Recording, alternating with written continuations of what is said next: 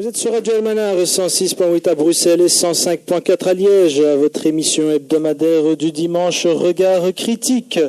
Aujourd'hui, nous recevons Alain Soral. Alors, on ne le présente plus évidemment, il est très connu sur Internet notamment, et ses multiples apparitions sur les chaînes françaises, et bien son légion, même si elles sont beaucoup moins en tout cas en ce moment. Vous êtes Monsieur Soral, bonjour d'abord. Bonjour à vous. Bonjour, vous êtes essayiste pamphlétaire, vous êtes l'auteur de nombreux ouvrages qui traitent des faits de société, comme votre ouvrage abécédaire de la bêtise ambiante, Misère du désir, Sociologie du dragueur, pour ne citer que ceux-là, et votre dernier ouvrage qui nous intéresse aujourd'hui, qui traite l'actualité internationale, les conflits qui bordent notre chère planète, comprendre l'Empire, tout ceci évidemment aux éditions Blanches. Voilà, alors votre bouquin, on l'a lu, on a vu aussi vos vidéos, en tout cas on peut dire qu'elle consiste en une exégèse de votre bouquin, parce que vous êtes allé beaucoup sur votre livre. On sait aussi que votre livre se vante assez bien, j'ai pu d'ailleurs le voir dans de nombreuses grandes librairies ici à Bruxelles. Et aussi dans une librairie, paradoxalement, une grande librairie tenue par des membres de la communauté juive. Ça, je pense qu'il faudrait le souligner. Évidemment, je ne dirai pas le nom. Déjà, pour commencer, Monsieur Soral, votre livre, comment expliquez-vous son succès actuel ? Je l'explique sans doute de plusieurs façons. D'abord parce qu'il parle du processus mondialiste de manière assez complète et qu'il y a très peu de gens qui osent s'attaquer à ce sujet de manière aussi, je dirais, complète. Et puis aussi parce que j'ai une grosse présence sur Internet du fait que j'ai été, banni des médias traditionnels à partir de 2004 pour diverses raisons dont on pourra parler, et qu'ayant compris que je n'aurais plus accès aux médias traditionnels, et n'étant pas défaitiste de nature, je me suis organisé sur Internet pour pouvoir assurer moi-même ma promotion, à travers notamment le site Égalité et Réconciliation, notamment, qui est un gros site qui fonctionne bien. Et grâce à Internet, et je dirais à la qualité du livre, ce livre fonctionne, se vend par le bouche à oreille. Et il faut savoir deux choses, c'est que, il a été totalement boycotté par les médias traditionnels qui n'en ont jamais parlé, ce qui est d'ailleurs plus intéressant parce qu'ils auraient pu l'attaquer, mais ils ont préféré ne pas en parler du tout. Et deux, il se trouve quand même que j'ai le même éditeur depuis plus de 15 ans. Les éditions Blanches. 1994, il faudrait compter, oui, ça fait beaucoup plus de 15 ans même, 25 ans, je sais pas. Et que je suis resté fidèle à cet éditeur qui m'est resté fidèle aussi malgré toutes les vicissitudes, et que cet éditeur est distribué par Interforum, c'est-à-dire que nous avons encore accès, je dirais, au niveau de la distribution aux librairies traditionnelles, et que comme je suis quelqu'un qui vend des livres, même si je suis controversé, mes livres ont toujours rencontré un public. Mes livres se vendent, je dirais, autour de 20 000 exemplaires chacun, quoi qu'il arrive. Et quel genre de public vous arrivez à charrier, Monsieur Soral ? Comment ? Quel genre de public Ça, j'en sais rien, mais ce qui est sûr, c'est que mes bouquins se sont toujours vendus, et que comme j'ai eu accès aux librairies, malgré le boycott des médias traditionnels et par mon travail sur Internet plus l'accès aux librairies fait que ce livre, par le bouche à oreille et sa mise en place, s'est vendu d'abord petit à petit, mais sur la longue durée, puisque là, ça fait plus d'1 an qu'il est sorti, et nous en sommes à la 8e réimpression, et nous avons passé allègrement les 30 000 exemplaires, qui pour un essai, je dirais, un peu difficile, parce que c'est pas un livre très très grand public, est un gros succès, surtout quand on se connaît les ventes d'essais actuels. Je m'enorgueillis aujourd'hui de vendre 6 fois plus de livres que Bernard-Henri Lévy, vous voyez. C'est ce qui est sans doute un exploit vu la proportionnelle médiatique. Très bien. Alors, comprendre l'Empire, on va directement aller au titre avant d'aller au contenu du bouquin. Monsieur Abdellah Boudami, qui est ici présent, que je présente ici, qui est co-auteur du livre avec Michel Collomb, Israël, parlons-en. À niveau de bouquin, il a encore lu ce matin d'ailleurs, puisque ce livre l'a énormément interpellé, et il aurait souhaité évidemment pouvoir en discuter avec vous, et nous aussi, on aurait évidemment souhaité en parler. Alors, comprendre l'Empire, ce titre, l'Empire déjà, qu'est-ce que ça signifie ? Pourquoi avoir choisi ce mot et qu'est-ce qu'il contient ? C'est déjà un peu éclairé par le sous-titre qui est « Demain la gouvernance globale ou la révolte des nations ». Donc déjà, empire, ça s'oppose à nation. Hein, les organisations humaines de grande échelle, il n'y en a pas 36 formes. Hein, il y a les nations et puis les empires. Les empires, en général, sont une nation qui règne à partir d'une nation sur d'autres nations en les soumettant. Donc voilà, donc il y a cette définition-là. Il y a la définition de l'impérialisme tel que le définit le marxisme, hein, qui est une domination due en partie à la logique de fuite en avant du capital.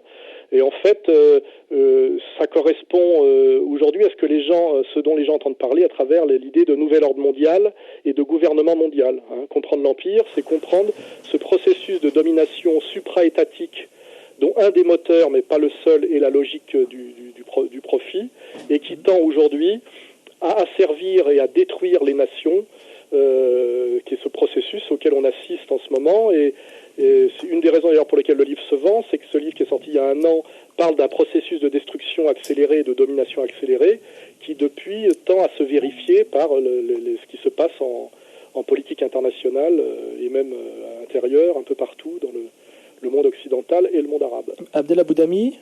Oui, je suis très intéressé par ce bouquin, parce qu'effectivement, et on l'a souligné ici, il a fait pas mal de succès malgré le blackout médiatique, blackout qui n'est pas étonnant.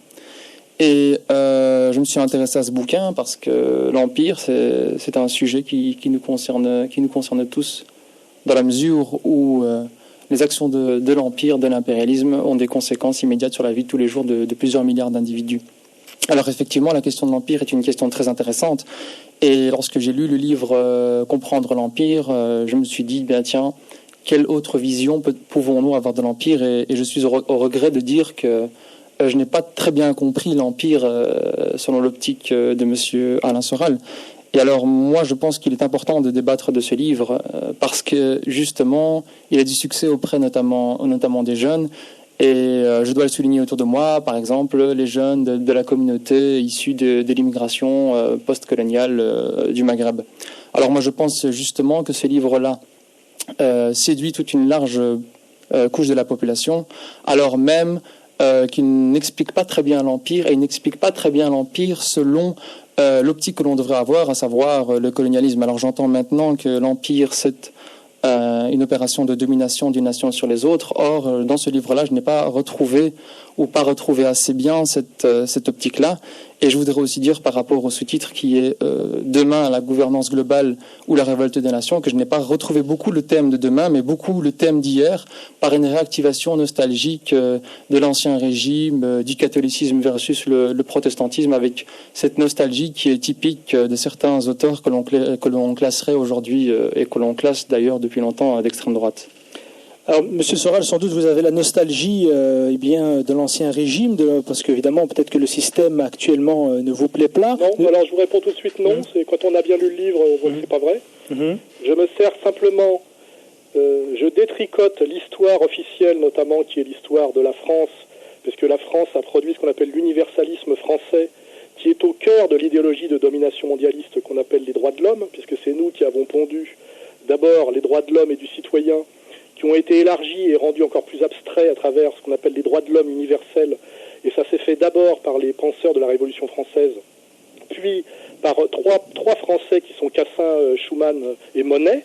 Donc nous sommes très très impliqués, nous Français, au niveau de cette production idéologique qui est le socle idéologique de l'impérialisme mondialiste. Donc je me suis intéressé à détricoter toute cette histoire, je dirais qu'il y a l'histoire du progressisme. C'est pour ça que le monsieur là comprend pas très bien mon livre, parce qu'en partant de l'anticolonialisme, on part pas de la matrice, on part déjà d'un épiphénomène.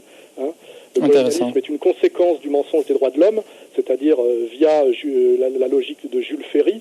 Et donc il faut remonter bien avant, ce que ce monsieur n'a pas fait visiblement, mais moi je l'ai fait, c'est-à-dire le mensonge des Lumières qui nous présentait l'Ancien Régime comme une obscurité absolue et un totalitarisme, et la Révolution française comme la liberté, l'égalité, etc. Donc moi je ne suis pas du tout dans la nostalgie de l'Ancien Régime. Je montre qu'on a procédé à une diabolisation de l'Ancien Régime pour nous faire passer le nouveau régime qu'on appelle démocratique pour l'empire du bien, et qu'en réalité, sur des tas de plans, c'est équivalent, ou même une aggravation en termes de domination d'un groupe humain sur l'autre.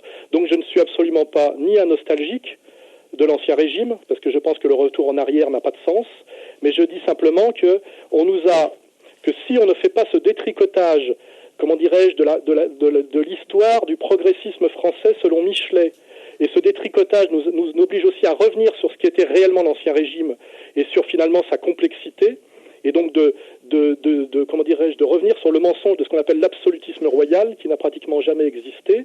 Si on ne fait pas ce travail préalable, on ne peut rien comprendre à tout le processus de domination mondialiste par la démocratie et les droits de l'homme.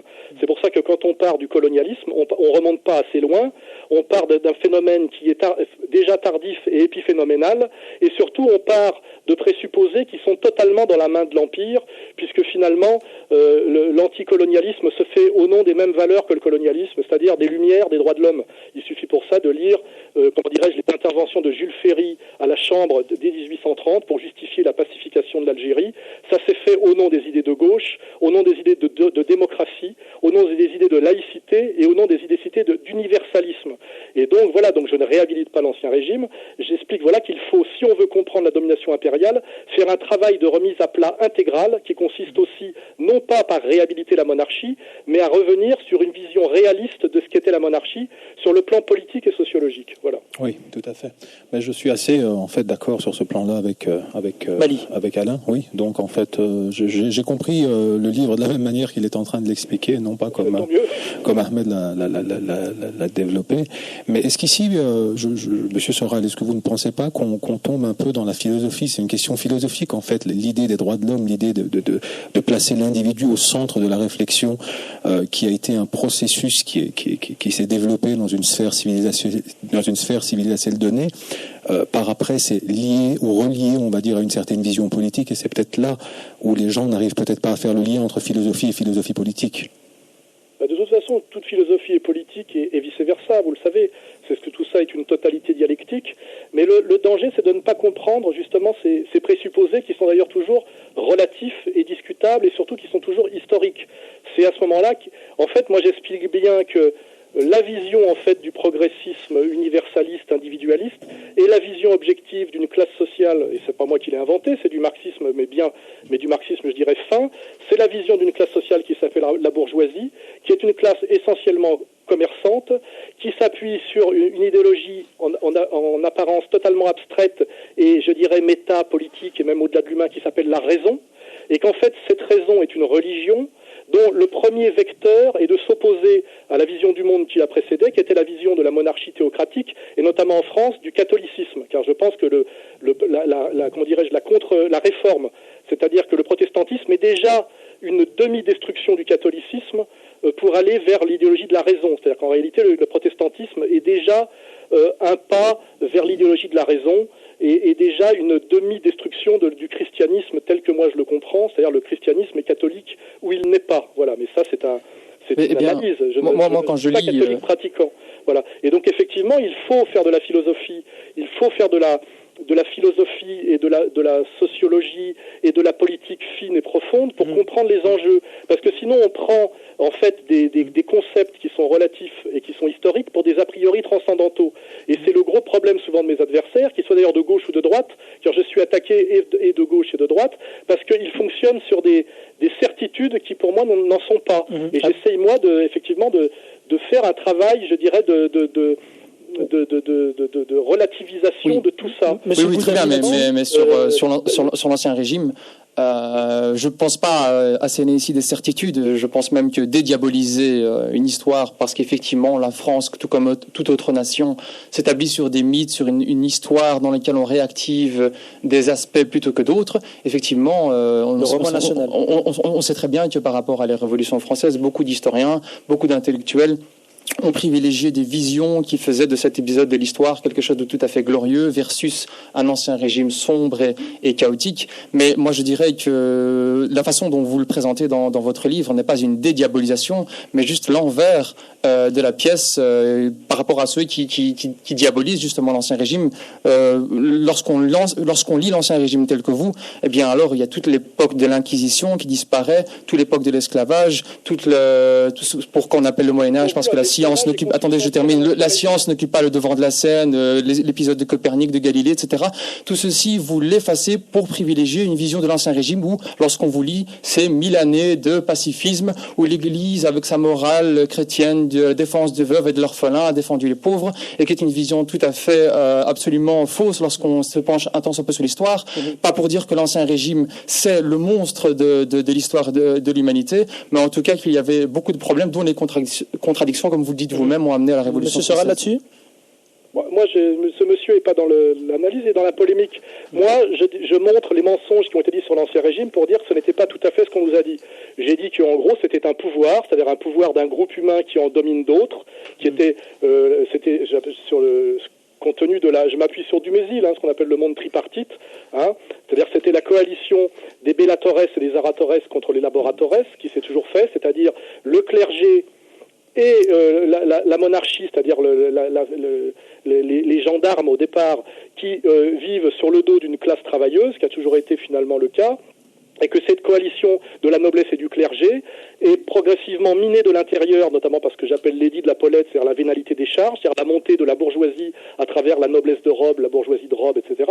Donc moi, je ne suis pas dans la polémique, oui, non, c'est toujours pareil, c'est-à-dire que ces visions binaires, sionistes... Mais vous êtes effectivement dans une vision binaire, puisque vous opposez un ancien régime idéalisé versus une révolution française. Et surtout, ce n'est pas mon livre, il suffit que les gens le lisent, les gens qui l'ont lu... Ah, mais je les invite à lire, ils le verront de manière très très évidente. Si vous pouvez éviter de parler en même temps que moi, ça... Allez-y, je vous en prie, il reste 50 secondes avant la publicité. Comment ? Il reste 50 secondes à la publicité, terminé. Oui, donc, voilà, je ne vais pas répéter 20 fois que je ne fais pas une réhabilitation de l'Ancien Régime. Je dis le progressisme des Lumières accompli par la Révolution française, qui est en fait la prise du pouvoir par la bourgeoisie d'argent, a besoin de diaboliser l'Ancien Régime. Si on croit à cette diabolisation et qu'on croit que c'est la monarchie catholique qui a inventé le colonialisme, qui a inventé l'esclavage, on croit à des bêtises. Voilà, alors qu'il y ait quelqu'un qui a envie de professer ces bêtises ici... pourtant, on voit bien que dès 1492, l'Église espagnole légitime l'esclavage. Mais ça, c'est un fait historique que vous ne pouvez pas nier. Et l'esclavage existait, mon petit monsieur, du temps de l'Empire romain et chez les Grecs. Eh bien, les catholiques aussi l'ont utilisé. Alors, ça fait partie de l'Ancien Régime en tant que tel. Et vous n'en parlez pas. Et la publicité, ça arrive. On continuera ce sujet juste après une courte page de publicité. Voilà, de retour à notre émission Regard critique avec Alain Soral. Alors, on a abordé cette question de l'Ancien Régime, on ne va pas s'éterniser là-dessus, évidemment.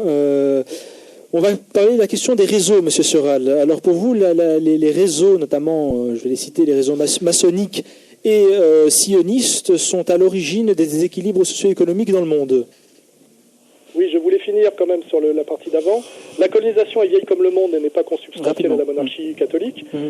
Les Grecs, les Romains colonisaient, tout le monde a colonisé. Bien sûr. Donc voilà, c'est... Mais alors il ne faut pas occulter cette partie de l'histoire de l'Ancien Régime ou de l'Empire romain. Et ce qui est intéressant, c'est de voir quelle est la colonisation en acte aujourd'hui.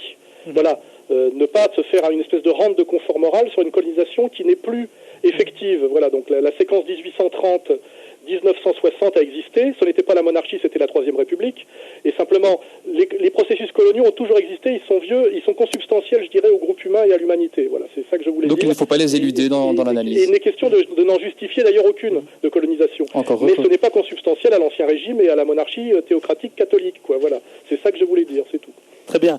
Voilà. Par rapport à cette question donc des réseaux, la question que j'ai lancée, donc les réseaux qui seraient responsables des déséquilibres au niveau économique, au niveau social dans le monde. Dites-nous. Alors moi je dis que tout le monde analyse les déséquilibres sociaux en termes de rapport de classe, ça, on l'a toujours fait, donc là-dessus je ne reviens pas là-dessus. Moi ce qui m'intéresse c'est de parler de ce dont on ne parle pas beaucoup, et notamment de ce qui correspond d'ailleurs sous l'Ancien Régime au corps intermédiaire, c'est-à-dire ces réseaux d'influence qui existent entre l'individu et la nation et qui normalement en théorie ne devraient pas exister, puisque dans la théorie moderne, rien ne doit exister entre l'individu citoyen et l'État qui est son représentant. C'est-à-dire que rien ne devrait exister en termes de communauté, de corps intermédiaire, de réseau, etc. Et en réalité, je me rends compte, en étudiant, en faisant de la sociologie pratique, que le pouvoir est tout sauf l'État et tout sauf l'individu, mais en fait est partout dans les corps intermédiaires modernes, c'est-à-dire les maçonneries, les réseaux, les solidarités plus ou moins occultes, les solidarités communautaires, etc., etc. Donc j'ai voulu une fois de plus faire un travail de détricotage et mettre le doigt là où ça faisait mal. Ce qui ne veut pas dire d'ailleurs qu'il n'y a que ça.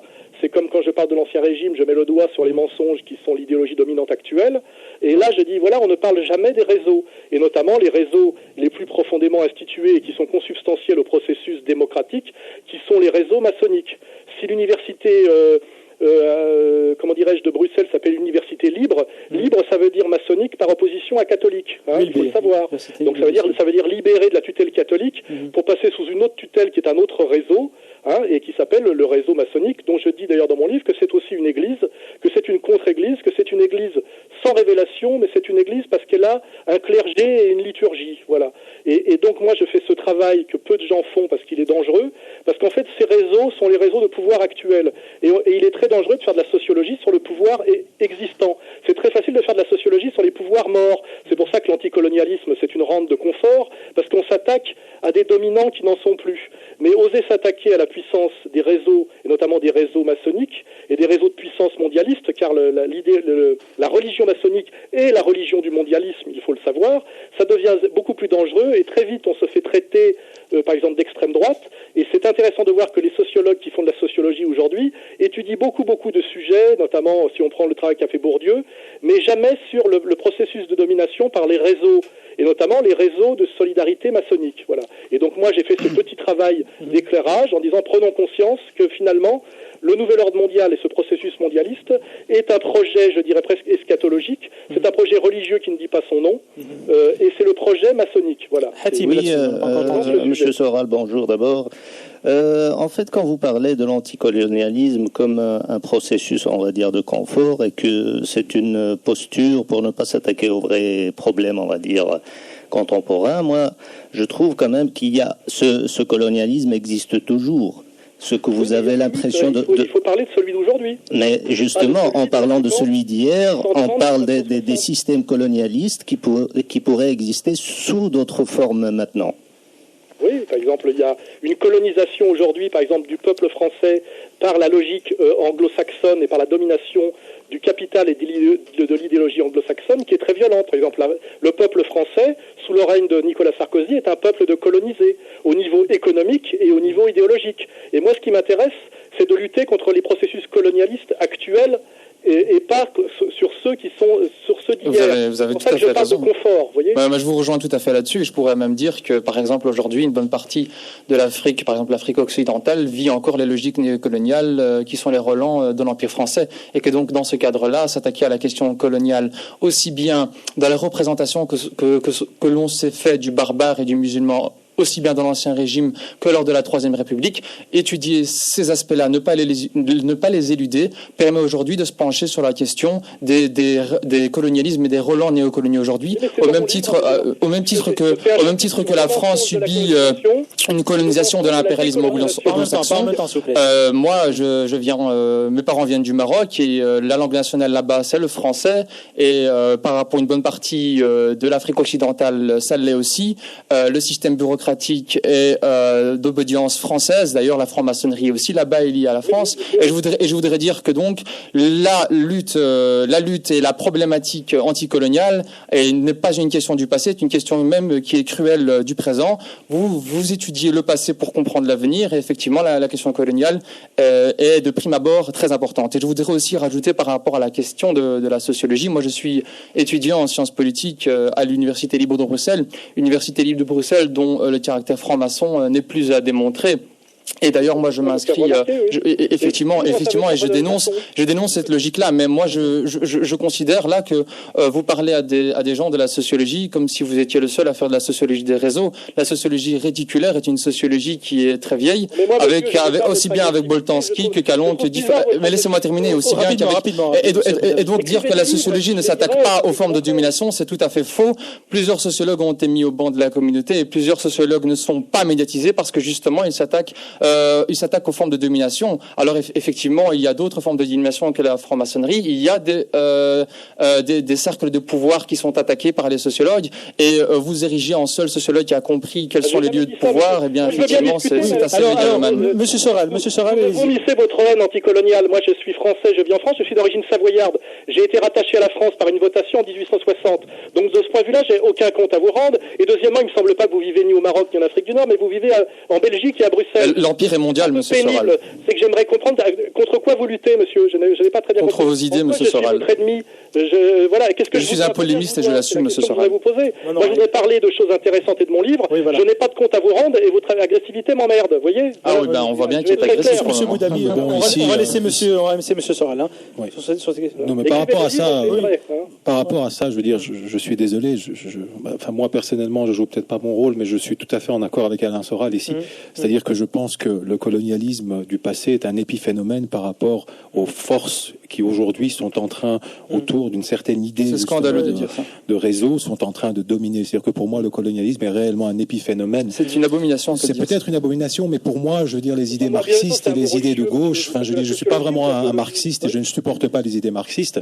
Je ne le suis pas non plus. J'essaye de m'écarter, on va dire, de toutes ces thèses qui placent l'être avant l'essence, et je place l'essence avant l'être. Donc je suis un peu dans la lignée des rapport avec la question coloniale. C'est que justement la question. S'il vous plaît, laissez M. Soral s'exprimer par rapport à ce qui a été dit. S'il veut bien. Moi, je rebondis sur ce que dit ce monsieur qui est beaucoup plus calme. C'est que de toute façon, plus calme que vous, en fait. Dans mon bouquin, il y a une partie qui dit le mensonge de la colonisation, c'est-à-dire qu'on prétend toujours coloniser pour faire le bien des peuples, alors que ce sont des processus de domination et d'exploitation. Et après, j'ai dit le mensonge de la décolonisation, c'est qu'en réalité, la décolonisation a été une manière plus rentable et plus économique, je dirais, qu'idéologique et somptuaire de faire de la colonisation. C'est-à-dire que si on a décolonisé à un moment donné, c'est qu'on s'est rendu compte que finalement la colonisation à la française ou à la belge coûtait plus cher que de la décolonisation, qui consiste à laisser les multinationales, à faire semblant que les peuples se dirigent eux-mêmes à travers des élites maçonniques cooptées qui partagent aussi le capital. Et je peux vous faire de manière très très subversive et très violente toute l'histoire de la domination postcoloniale. Je peux le faire aussi bien que vous, mais d'autres le font très bien. Monsieur Colomb le fait très bien, tout ça. Moi, je fais le travail que Monsieur Colomb ne fait pas, mais je ne critique pas le travail de Monsieur Colomb. La différence, c'est que moi, je suis critiqué par les laïcards postcoloniaux, mais moi je ne les critique pas, je valide leur travail et je le relais systématiquement. Mais mon travail ne s'oppose pas à celui du jeune homme énervé là qui visiblement est le porte-parole de Michel Colomb. Mon travail ne s'oppose pas au sien.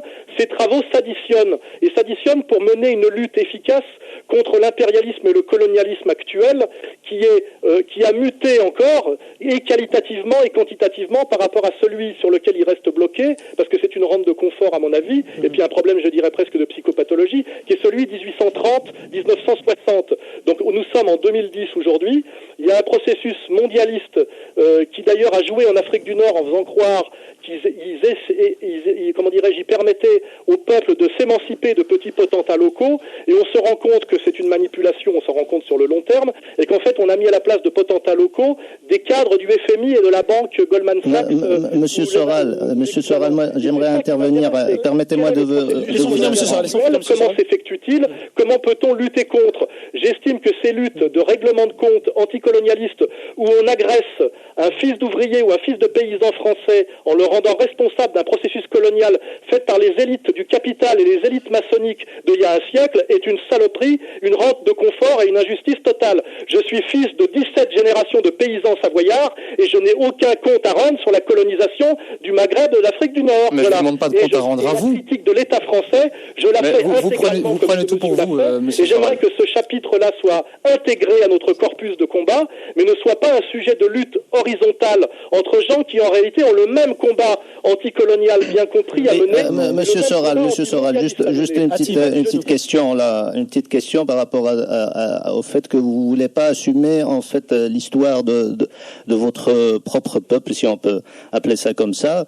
Alors, ce ne sont pas les peuples qui ont fait cette histoire. D'accord. C'est des individus, d'accord. Vous dites que vous êtes descendant de 17 générations de Français. Je veux bien vous l'accorder, quoique à l'époque il n'y avait pas de pur français. Oui. D'accord. La Savoie a été rattachée à la France en 1860. Oui, mais avant 1860, vous ne remontez pas à 17 générations avec 1860. Nous étions décolonisés, nous les Savoyards. Mais, monsieur Soral, la question n'a rien à voir avec ça. Ça veut dire, vous demandez aussi aux immigrés marocains d'assumer l'histoire qui date de 14 siècles aussi dans l'autre sens. On pourrait aussi leur dire qu'ils ne doivent pas assumer leur histoire et la question sera posée pendant 100 ans à ce moment-là. Ma question est autre maintenant. C'est par rapport à ce que vous dites par rapport aux autres auteurs qui écrivent sur le même sujet ou d'autres sujets qui étaient au départ des acolytes et que maintenant vous dénoncez en fait dans tous les médias. Je les dénonce sur une question précise qui est la question du sionisme, du judaïsme et du combat à mener contre notamment un processus que ces gens l'appellent colonial, alors que moi je pense avec Gilad Atzmon qu'il est bien au-delà du colonialisme et que c'est une analogie qui n'est pas tout à fait valable. Et effectivement, là, nous parlons de la question israélo-palestinienne. Mais cette question est une question parmi d'autres, et elle ne recouvre pas tout le champ, et elle ne justifie pas de se jeter des anathèmes à la tête sur tous les autres sujets. Monsieur Collomb vient du marxisme-léninisme comme moi. C'est un stalinien, même si maintenant ces réseaux sont les réseaux trotskistes. Je peux le démontrer. Ça ne me gêne pas. J'étais au Parti communiste français, moi, jusqu'en 1997. Et j'ai interviewé Monsieur Collomb quand je travaillais pour Monsieur Ardisson. Je suis un des seuls en France à avoir relayé son travail. Je ne suis pas Michel Collomb. Enfin, ça, il l'a oublié. Donc moi, je ne mène pas un combat à mort contre des gens avec qui je suis d'accord sur 80% de leur travail. Il n'y a pas que Michel Collomb dans l'histoire. Même Marc-Édouard Nab y est passé avec vous, Monsieur Collomb. Qu'est-ce que vous en dites? Une petite question rapide, monsieur Soral. Je veux dire, le propre, justement, des réseaux est de faire en sorte d'exister sans prouver qu'ils existent. Comment pourriez-vous aujourd'hui, on va dire, dans un travail à caractère académique, essayer de démontrer l'existence de ces réseaux tout en restant crédible, un tant soit peu, sur le plan académique? Comment faire? Puisque le propre de ces réseaux est justement d'exister sans montrer qu'ils existent. D'abord, je ne sais pas ce que veut dire académique. Moi, je fais un travail qui se juge par son efficacité et par un travail qui se juge par sa valeur de vérité. Voilà, moi je montre qu'il y a des réseaux, des collusions. D'ailleurs, il y a un consensus là-dessus. Non, en fait, ce que je voulais vous dire, Monsieur Soral, c'est qu'à un moment donné ou un autre, vos thèses, enfin, selon moi, sont extrêmement importantes, extrêmement intéressantes. Mais l'idée, c'est d'essayer de les faire passer, non pas uniquement chez des gens qui sont trop marginaux, mais également auprès de gens qui se posent des questions et qui ne sont pas encore dans cette logique de comprendre justement l'existence de ces réseaux. Les gens dont vous parlez sont les clercs. Alors, on ne va pas parler de la trahison des clercs. En général, ce sont des fonctionnaires d'État. Ils sont payés par l'État. Par différents relais. Donc en fait, moi je pars du principe qu'on travaille pour qui vous paye. Et moi, vous savez, je suis indépendant comme les dieudonnés pour les mêmes raisons, car je n'ai de compte à rendre à personne, ce qui fait que je peux parler comme je parle aujourd'hui, car j'ai organisé mon système de survie et je suis libre. Et le monde académique ne m'intéresse pas, car c'est le monde, par exemple, de Monsieur Bricmont, qui en privé pense à peu près tout comme moi, mais ne peut pas le dire parce qu'il est salarié d'une université qui est traversée par des réseaux de force et des réseaux hiérarchiques, et qui sait que s'il va au-delà d'une certaine critique qui est cantonné à la critique rationaliste, laïcarde, etc., il aura des ennuis. Et à un moment donné, il y a un concept qu'il faut intégrer dans la sociologie, c'est le concept de peur, et le concept de peur physique. Moi, contrairement aux gens dont on parle, j'ai été agressé physiquement, menacé, condamné par le tribunal, j'ai subi des violences réelles. Mais donc pour revenir, parce que beaucoup de choses sont dites sur lesquelles je voudrais rebondir. Je te montre du doigt, m'attaque, vous voyez ? Voilà, donc plusieurs choses se sont dites sur lesquelles je veux rebondir. D'une part, effectivement, j'ai coédité un livre avec Michel Collomb, mais je considère que mon travail se fait tout à fait indépendamment de lui. Et d'ailleurs, nous avons plusieurs sujets de désaccord. Et d'ailleurs, à mon avis, M. Soral, vous retrouverez sur des idées avec Michel Collomb sur lesquelles je ne serais moi pas d'accord. Mais par rapport, comme ça, c'est une chose qui est dite. Par rapport maintenant à ce que vous disiez sur le fait que votre travail était complémentaire au mien ou au nôtre, etc. Là, par contre, je suis en désaccord. Je considère d'une part que mais votre façon d'articuler les questions de l'Empire ne sont pas tout à fait constructives pour certaines couches de la population, si pas pour la plus large couche de la population. Et je voudrais aussi, par ailleurs, ajouter le fait que laissez-moi finir. Lorsque, effectivement, je pose la question coloniale et je peux comprendre que vous n'êtes pas d'accord, je ne demande pas à vous des comptes, comme lorsque vous en prenez à l'idéologie néolibérale américaine, vous n'en prenez pas au kidam américain. Par contre, je m'en prends à vos idées parce que je considère que vos idées ont une large part de responsabilité dans le fait qu'aujourd'hui on n'arrive pas à saisir la logique de l'Empire. Et ça, pour pouvoir dire ça, monsieur, il faudrait que vous ayez produit une contre-théorie et que vous ayez démontré son efficacité. Alors moi, ce que je suis là aujourd'hui pour ça, monsieur Soral. Parce que je m'appelle Alain Soral et que les gens m'écoutent, et les gens du peuple m'écoutent, pas les lettrés et les universitaires de Bac+7 qui seront tous des sociotraîtres pour des raisons de fatalité sociologique. Et ça parle d'un thème. Une sociologie à la Bourdieu. C'est que moi, je fais ce travail et je démontre mon efficacité par ma notoriété et le fait que mes textes circulent. circulent, mes analyses circulent et qu'elles sont accessibles au plus grand nombre. Après, vous pouvez me dire que je ne respecte pas les normes académiques. Je m'en vante, car les normes académiques ont pour but de confiner un discours critique à l'intérieur. On se retrouve juste après une courte page de publicité, M. Soral. Sont des ressortissants des dominants. Ok, à tout de suite. Je remarque. Voilà, de retour. Alors, un auditeur. Bonjour, salam alaikum. Wa alaikum salam. Voilà, votre question à M. Soral, je vous en prie. Oui, voilà, donc j'essaye d'être concis parce que bien sûr, il y aura besoin de toute une émission pour soulever toutes les questions qui devraient être posées. Donc, je salue M. Soral, que j'estime être parmi les intellectuels de notre époque. Mais ce que je déplore, c'est que sur certains points, il y a une inconséquence ou des manquements qui soit sont conscients ou inconscients, je ne sais pas, que je voudrais soulever.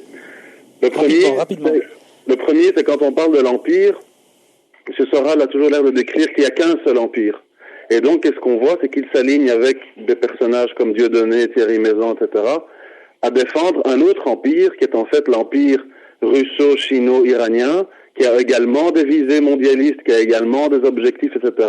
Et je ne comprends pas comment un intellectuel comme M. Soral peut s'aligner les yeux fermés derrière ce contre-empire qui n'est pas plus reluisant pour d'autres réseaux que l'empire dont il parle. Ensuite, il présente la chose suivante.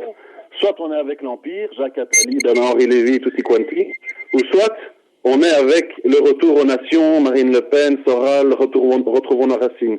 Mais par exemple, comme on est sur Radio Almanar, il faut quand même savoir que dans le cas des musulmans, les musulmans ont une doctrine, ont une vision de la vie, ont également une vision universaliste des choses, et je ne comprends pas non plus comment M. Soral se permet de toujours décrire ce qu'il appelle les islamistes comme des jeunes excités, désœuvrés, perdus, alors que tout le monde sait, s'il va un petit peu sur Internet, par exemple, sur mon blog en tapant Bourayan sur Google, qu'il existe des islamistes intellectuels qui ont un vrai projet de société alternatif et qui sont contre l'Empire comme lui, mais qui ne sont pas du tout désireux de revenir à la vieille France et aux vieux repères, qui ont eux aussi des propositions tout à fait crédibles, sans être des barbus haineux, baveux et salivants, qui veulent égorger tout ce qui bouge. Donc il met un petit peu ça de côté, je ne comprends pas.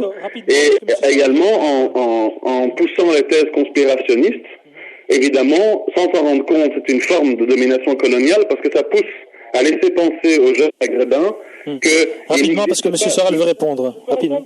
Oui, je vous remercie. M. Soral, là-dessus. Vous prenez l'émission. D'abord, première réponse.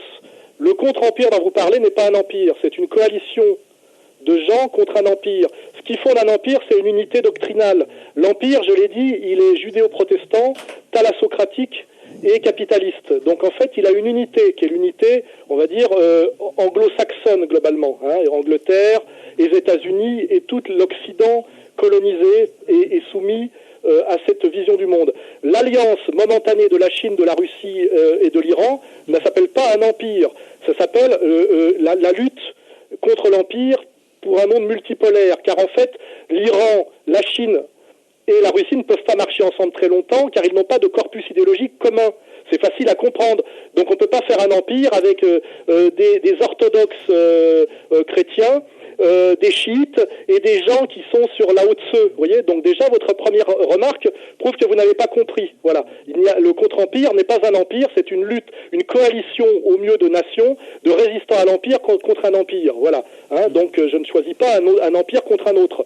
Je montre qui Chavez a parfaitement compris ce que je dis. Quand il travaille avec l'Iran, c'est pas parce qu'il est chiite. Voilà. Donc première question. Deuxièmement, je n'ai jamais diabolisé les musulmans et je trouve injurieux et malhonnête que vous disiez ça. Je suis le premier dès 2001-2002 à avoir dit qu'on diabolisait les musulmans en les associant à des voyous systématiquement et que c'était une saloperie qui leur était faite. Et c'est ce qui fait que je suis un peu respecté par certains musulmans, car ce travail, je l'ai fait bien avant que vous vous convertissiez et que vous apparaissiez sur la scène, monsieur. Je l'ai fait dès 2001-2002 et notamment dans des émissions chez Ardisson. Et c'est ce qui m'a valu mes plus grands ennuis quand j'ai dit qu'on ne pouvait pas à la fois passer de la cave à tournante à la mosquée et qu'on ne pouvait pas associer la délinquance à l'islam, car on était soit délinquants, soit musulmans. Voilà. Je suis le premier à avoir dit haut et fort en étant un non-musulman, et c'est ce qui m'a valu le plus d'ennuis. Donc, votre première remarque est une remarque qui prouve que vous n'avez pas compris ce que c'est que la résistance à l'Empire. Et votre deuxième remarque qui est un mensonge et une injure qui m'est faite. Troisièmement, effectivement, il y a une alternative qui est l'Empire islamique, c'est ce qui est sans doute votre proposition. pas tout à fait la mienne car je ne suis pas musulman, et surtout car je vois que le monde musulman est traversé par des oppositions internes très très violentes et qui font qu'en réalité les musulmans passent leur temps à se battre contre d'autres musulmans. C'est ce qu'on constate en ce moment partout, c'est ce qu'on a constaté en Irak, c'est ce qu'on constate en ce moment en Syrie, c'est ce qu'on a vu en Libye, et donc je crois malheureusement que la Oumma est pour l'instant un vœu pieux, et que pour que ça devienne une réalité de toute façon, il faudrait faire un travail d'autocritique et d'honnêteté politique sur les courants de manipulation, de déstabilisation, de trahison qui traversent le monde musulman, et je peux notamment parler actuellement du rôle que joue le Qatar, et donc voilà, et donc là je réponds en 3 points à votre question qui n'en était pas une, pour vous dire que monsieur, malheureusement, je trouve que vos remarques ne sont pas au niveau de ma proposition. Monsieur Boudami, rapidement là-dessus. Moi, je considère que l'auditeur qui vient de s'exprimer a dit des choses très intéressantes. Alors, effectivement, cette vision d'un empire qui serait la Russie, la Chine et l'Iran, c'est peut-être quelque peu un peu caricatural, mais on pourrait imaginer que ce soit aujourd'hui, par exemple, l'empire tel qu'on le décrit judéo-protestant, mais c'est une essentialisation aussi. Je veux dire, dans cet empire-là, on peut aussi bien retrouver. Mais laissez-moi m'exprimer. Rapidement, monsieur. Et donc, on retrouve aussi bien les États-Unis protestants que l'Europe chrétienne. Et dans l'Europe chrétienne, on trouve aussi bien des catholiques que des orthodoxes. Dans les élites, on trouve aussi bien des élites au Japon, ou bien des Qataris et des Saoudiens qui font des milliards grâce à cet empire-là. Sur la question, est-ce que vous êtes insultant? Effectivement, vous n'êtes pas insultant envers les musulmans qui sont de bons patriotes, qui travaillent bien, qui paient leurs impôts. Par contre, les autres, vous les traitez d'islamo-racailles. Aujourd'hui, quand je vois qui vous traitez d'islamo-racailles, je suis bien en peine de dire que je serais sans doute... Là-dessus, monsieur Soral. Il n'existe pas les gens qui se réclament de l'islam pour faire du rap purement délinquant et qui donnent une image déplorable et qui sont subventionnés par Skyrock pour le faire. Vous voulez que je creuse le sujet, savoir qui finance ces gens-là, qui les pousse allez-y, dites tout. Allez-y, dites tout. C'est désastreux que ça a sur l'image des musulmans en Occident. Il y a les patriotes et il y a les rappeurs, c'est ça, monsieur. Vous avez les bons patriotes musulmans qui payent les impôts et qui écoutent du Chopin. Et vous avez ensuite les rappeurs qui sont les islamo-racailles. Et ceux-là, alors, il faudrait les renvoyer chez eux, comme vous le dites dans votre livre Comprendre l'Empire. Ils ont un tort terrible à la vision qu'ont les occidentaux chrétiens de l'islam et qu'ils sont payés pour ça par les forces de l'Empire. C'est ça que je dis et c'est parfaitement compréhensible et compris. Mais moi je ne suis pas sûr dans les dualismes faux. Il n'y a pas le musulman soumis qui travaille pour le pouvoir, qui d'ailleurs peut passer par des relais, notamment par les relais du régime chérifite, et puis de l'autre côté les racailles. Mais par contre c'est vrai qu'il y a... Musulmans patriotes contre islamo-racailles, c'est dans votre livre? Non, il n'y a pas que ces deux catégories-là, c'est vous qui voulez réduire la problématique à ces deux catégories pour essayer de caricaturer une situation qui n'est pas... Moi j'essaye d'être dans la réalité. Dans la réalité, il y a toute une série de musulmans différents, mais il y a effectivement deux catégories un peu extrêmes sur lesquelles vous vous polarisez, vous, qui sont le musulman patriote, qui moi effectivement j'aime bien entre autres, qui est aussi l'islamo-racaille qui fait terriblement de tort actuellement aux musulmans pour l'image qu'en ont les autres. Monsieur Soral, un musulman... Je préfère l'une catégorie à l'autre, mais je ne dis pas qu'il y a ces deux catégories et qu'il faut le choisir entre les deux, c'est pas vrai. Je dis que moi, en tant que patriote français et nationaliste, je tends la main à un certain type de musulmans, et ça c'est une démarche d'honnêteté. C'est tout, c'est-à-dire que je ne suis ni anti-musulman ni pro-musulman, je dis qu'il y a des musulmans avec qui je peux avoir un projet de vie commun en tant que patriote français, c'est tout. Mais moi je suis dans une... Alors, un musulman justement, un musulman, bonjour, salam alaikum. Ouais, salam alaikum.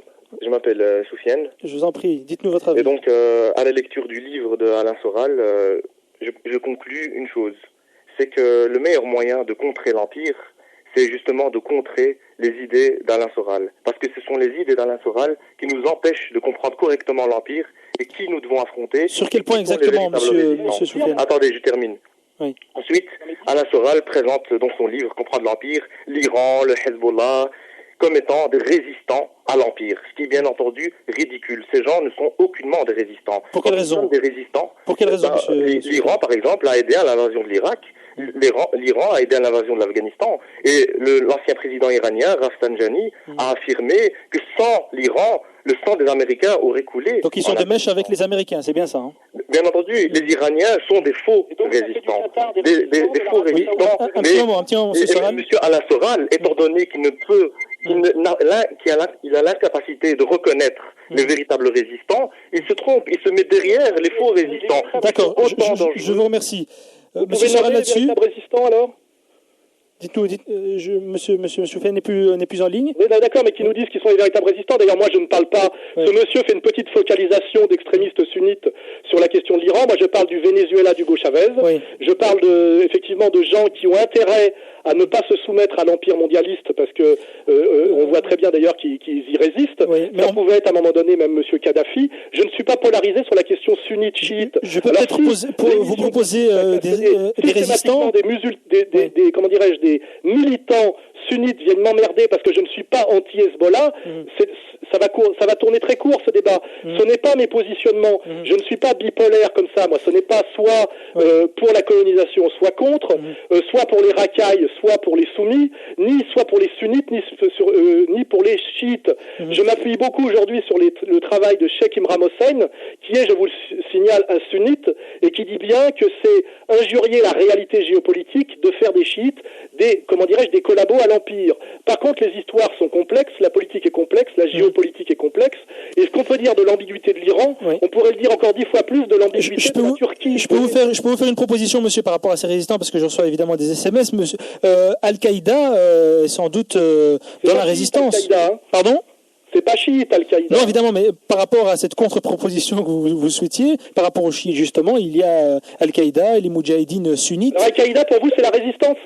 C'est une proposition. Celui qui dit ça est un imbécile, mais alors un imbécile profond. Al-Qaïda travaille entièrement pour les États-Unis depuis toujours. On le sait par le 11 septembre, on le sait parce qu'il s'est passé récemment en Libye, on le sait parce qu'Al-Qaïda vient d'ouvrir un bureau au Qatar, on le sait par tout le travail sérieux qu'on peut faire que Al-Qaïda, qui s'appelait la base, a été au départ instrumentalisé et fabriqué pour lutter contre, comment dirais-je, les Russes et leur domination sur l'Afghanistan. C'est vrai. Prétendre qu'Al-Qaïda c'est les moudjahidines afghans, c'est pas Al-Qaïda, non. C'est ignoble, voilà.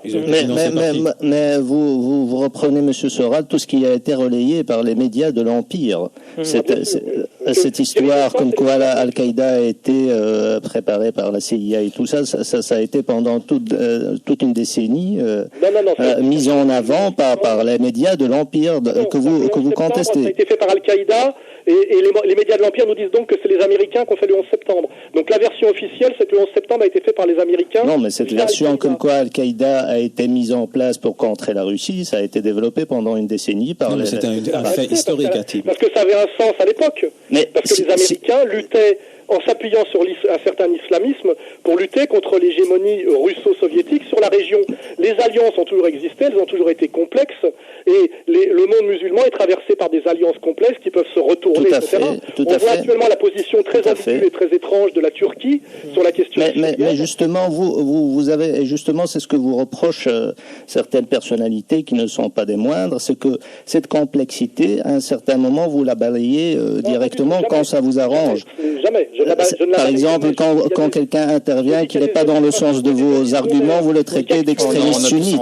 Monsieur Soral, est-ce que finalement on pourrait conclure, on va dire, à partir de tout ce que vous avez dit, qu'aujourd'hui le monde se divise entre justement l'axe atlantiste, en l'occurrence les États-Unis, l'Arabie Saoudite, le Qatar, la France, la Grande-Bretagne et éventuellement les pays qui suivent cette ligne, contre l'Iran, le Venezuela, la Chine et éventuellement ces pays, la Russie bien sûr, qui sont en train de se battre. C'est géopolitique, monsieur. Non, moi je suis d'accord avec vous, mais j'essaye de vous poser la question en fait. Mais c'est affreusement binaire. Moi, en tant que Français, je dis que nous avons intérêt, nous Français, à un monde multipolaire pour ne pas être écrasé et exister. Donc moi, mon point de vue, c'est ce qu'on appelle en sociologie l'identité du sujet et de l'objet. C'est-à-dire que je parle en tant que Français, je le sais et je l'assume. Je ne prétends pas parler au nom de l'universel, ce qui est de plus dangereux. Je parle au nom d'un petit Français moyen qui essaye de résister à l'écrasement impérial de son pays et des conséquences que ça a sur ma vie quotidienne, sur ma vie de personne. Et je me dis, moi, là je citerai plutôt Carl Schmitt, qui sont mes ennemis principaux, qui sont mes ennemis secondaires, qui sont mes ennemis immédiats, mes amis immédiats, et qui sont, je dirais, mes amis sur le long terme. Et mon discours est très relativiste d'une certaine manière. Donc je dis aujourd'hui, j'ai intérêt à ce que Poutine tienne la dragée haute aux Américains, parce que si Poutine laisse tomber et s'effondre, nous passons à un monde totalement impérial, unifié, de domination totale, à un monde orwellien, dans lequel les gens comme moi, et sans doute comme vous le réaliserez, ont à perdre. Donc je passe des alliances qui sont des alliances circonstancielles, qui sont des alliances de combat avec certains révolutionnaires sud-américains, avec certains sunnites, avec certains chiites, avec certains russes orthodoxes, avec certains néo-marxistes, avec certains nationalistes, mais parce qu'en réalité tout ça est surdéterminé par l'agresseur qui nous oblige à nous défendre, et l'agresseur c'est cet empire mondialiste, thalassocratique, judéo-protestant, néo-capitaliste financier. Et c'est cette agression qui nous oblige à nous défendre et parfois à nous battre côte à côte. Et cette fraternité de combat nous est imposée par la toute-puissance de l'agresseur, c'est ça que je veux dire. Et donc cette fraternité de combat vous pousse à soutenir des gens comme M. Poutine ou Bachar el-Assad, parce que vous considérez que se battre contre l'empire judéo-maçonnique, on pourrait ajouter 48 qualificatifs, vous pousse à vous mettre à côté, par exemple, de gens comme Poutine avec les boucheries qu'il a commis en Tchétchénie. Les boucheries qu'il aurait commis en Tchétchénie sont moins horribles que les boucheries commises par l'empire judéo-maçonnique protestant, que vous essentialisez toujours. Vous dites que vous n'êtes pas dans le simplisme mais dans la binarité, mais cet empire-là que vous définissez comme complexe, vous le définissez toujours comme judéo-maçonnique, avec votre obsession à toujours définir une essence juive à la base de ce projet-là. Il y a le temps évidemment nous est plus imparti. Il reste 10 secondes, il y a des appels, énormément d'appels au standard. On se retrouve juste après cette courte page de publicité avec Alain Soral. À tout de suite. Voilà, de retour à notre émission Regard critique avec l'intellectuel français Alain Soral. Alors, un auditeur, bonjour, salam alaikum. Abou Safia. Ouais, Abou Safia. Assalamu alaikum. Et j'aimerais remettre bonjour à Alain Soral. Et lui dire que, je suis converti à l'islam et pour cela, je suis beaucoup ses interventions sur Internet, que je trouve très intéressant. Je voudrais simplement lui poser une question par rapport à ce qu'il a dit à Al-Qaïda, qu'ils sont alliés avec les Américains, etc. Oui. Simplement, moi je pense que le fait de dire que l'attentat du 11 septembre était une invention des Américains, peut-être les Américains veulent dire ça pour montrer que l'empire puissant américain, rien ne peut lui arriver, que Al-Qaïda n'est pas puissant, n'est pas capable de faire ce genre d'attentat. Voilà, je ne sais pas si ma question est très bien comprise. Oui. Monsieur Sorel va répondre là-dessus. Je vous remercie en tout cas. Ça, c'est ce qu'on appelle du super complotisme au énième degré. C'est-à-dire, c'est le complot dans le complot dans le complot. Moi, je démontre que Al-Qaïda travaille pour les Américains avec la récente pacification et la récente destruction de la Libye, vous voyez. C'est-à-dire qu'en réalité, il faut s'appuyer sur des faits, sur la durée. C'est que Al-Qaïda fait chaque fois le sale boulot dans l'intérêt objectif de la puissance impériale. Mais consciemment ou inconsciemment, monsieur Soral ? C'est ça que j'en déduis. Si Al-Qaïda travaille réellement contre l'Empire, ils sont très mauvais, il faut qu'ils arrêtent, parce que tout ce qu'ils font fait le jeu de l'Empire de façon absolument concrète. Mais consciemment ou inconsciemment, monsieur Soral ? Mais bien sûr que c'est consciemment et volontaire. On sait très bien quels sont les recrutements, les financements, les réseaux. Vous dites qu'Al-Qaïda est financé par les États-Unis, c'est ça que vous dites ? Oui, c'est quelque chose au départ qui a été financé par les États-Unis pour lutter contre l'hégémonie soviétique sur l'Afghanistan. Et petit à petit, ils en ont d'ailleurs... c'est une histoire complexe. Oui, beaucoup plus complexe que ce que vous dites là, parce que les Moudjahidines d'Afghanistan, notamment, qui était un groupe beaucoup plus hétérogène, notamment avec le commandant Massoud d'une part, et puis les désalliances qui se sont faites, Al-Qaïda est une logique qui vient bien après et qui ne répond pas tout à fait aux logiques qui se réfèrent en Afghanistan. Et d'ailleurs, aujourd'hui, on sait très bien que les drones bombardent les groupes qui s'affilient à Al-Qaïda aussi bien en Somalie qu'au Yémen, qu'en Afghanistan, etc. Et que, par exemple, le résistant yéménite Anwar al-Awlaki a été tué au Yémen parce que, justement, il y a une contre-idéologie. On peut être contre, on peut être pour, on peut y juger qu'elle soit constructive ou pas, mais en tout cas, il y a un contre-pouvoir qui se crée de manière internationaliste contre l'impérialisme américain. L'impérialisme américain, le premier à le reconnaître, et il y a une fameuse épine dans le pied avec ces groupes qui essaiment un peu partout et qui construisent une alliance. C'est à la fois vrai et faux, parce que d'abord Al-Qaïda, c'est un label incontrôlable. C'est comme les Unanimous, là, je sais pas quoi. Anonymous, non, c'est pas du tout la même chose, mais bon, s'il y a des alliances qui se font, avec des serments d'allégeance, etc. Le d'Al-Qaïda et de pouvoir centraliser Al-Qaïda, ce qui fait qu'il y a des groupes qui se revendiquent qui sont plus ou moins autonomes. Ce que je veux dire, moi, c'est que on s'appuie sur un certain extrémisme salafisme qui s'appelle Al-Qaïda, souvent pour faire un jeu pro-impérial assez habile, et ce qui compte, c'est de juger sur les résultats. Voilà, les attentats du 11 septembre ont permis à l'Empire américain de mener des guerres néocoloniales sous prétexte de lutter contre le terrorisme international et de détruire, de soumettre l'Irak, de porter l'armée américaine au Moyen-Orient. Et donc voilà, c'est le résultat objectif, il est quand même là. Après, moi, je veux pas rentrer dans des débats qui touchent à l'orgueil souvent de certaines personnes, parce que ça, c'est la thèse que je connais, qui est la thèse de Nab. Prétendre que Al-Qaïda a été fait par les Américains et pas par certains musulmans, ça vouloir dire que les musulmans n'ont pas le niveau pour faire ce genre d'attentat. Alors, Monsieur Soral, rapidement, un auditeur, bonjour, salam alaikum, Issam Etihia. Vous êtes l'auteur du livre de l'idéologie islamique française, c'est bien ça? Oui, c'est ça. Je vous en prie, votre question. Alors, bon, rapidement, j'aurais beaucoup de choses à dire. Bon, déjà, rapidement, soyez synthétique. Très rapidement sur l'analyse soralienne de géopolitique. Et c'est très bien d'ailleurs qu'il vient de parler de Nab, parce que moi je me souviens de la première intervention de Soral sur Oussama Ben Laden.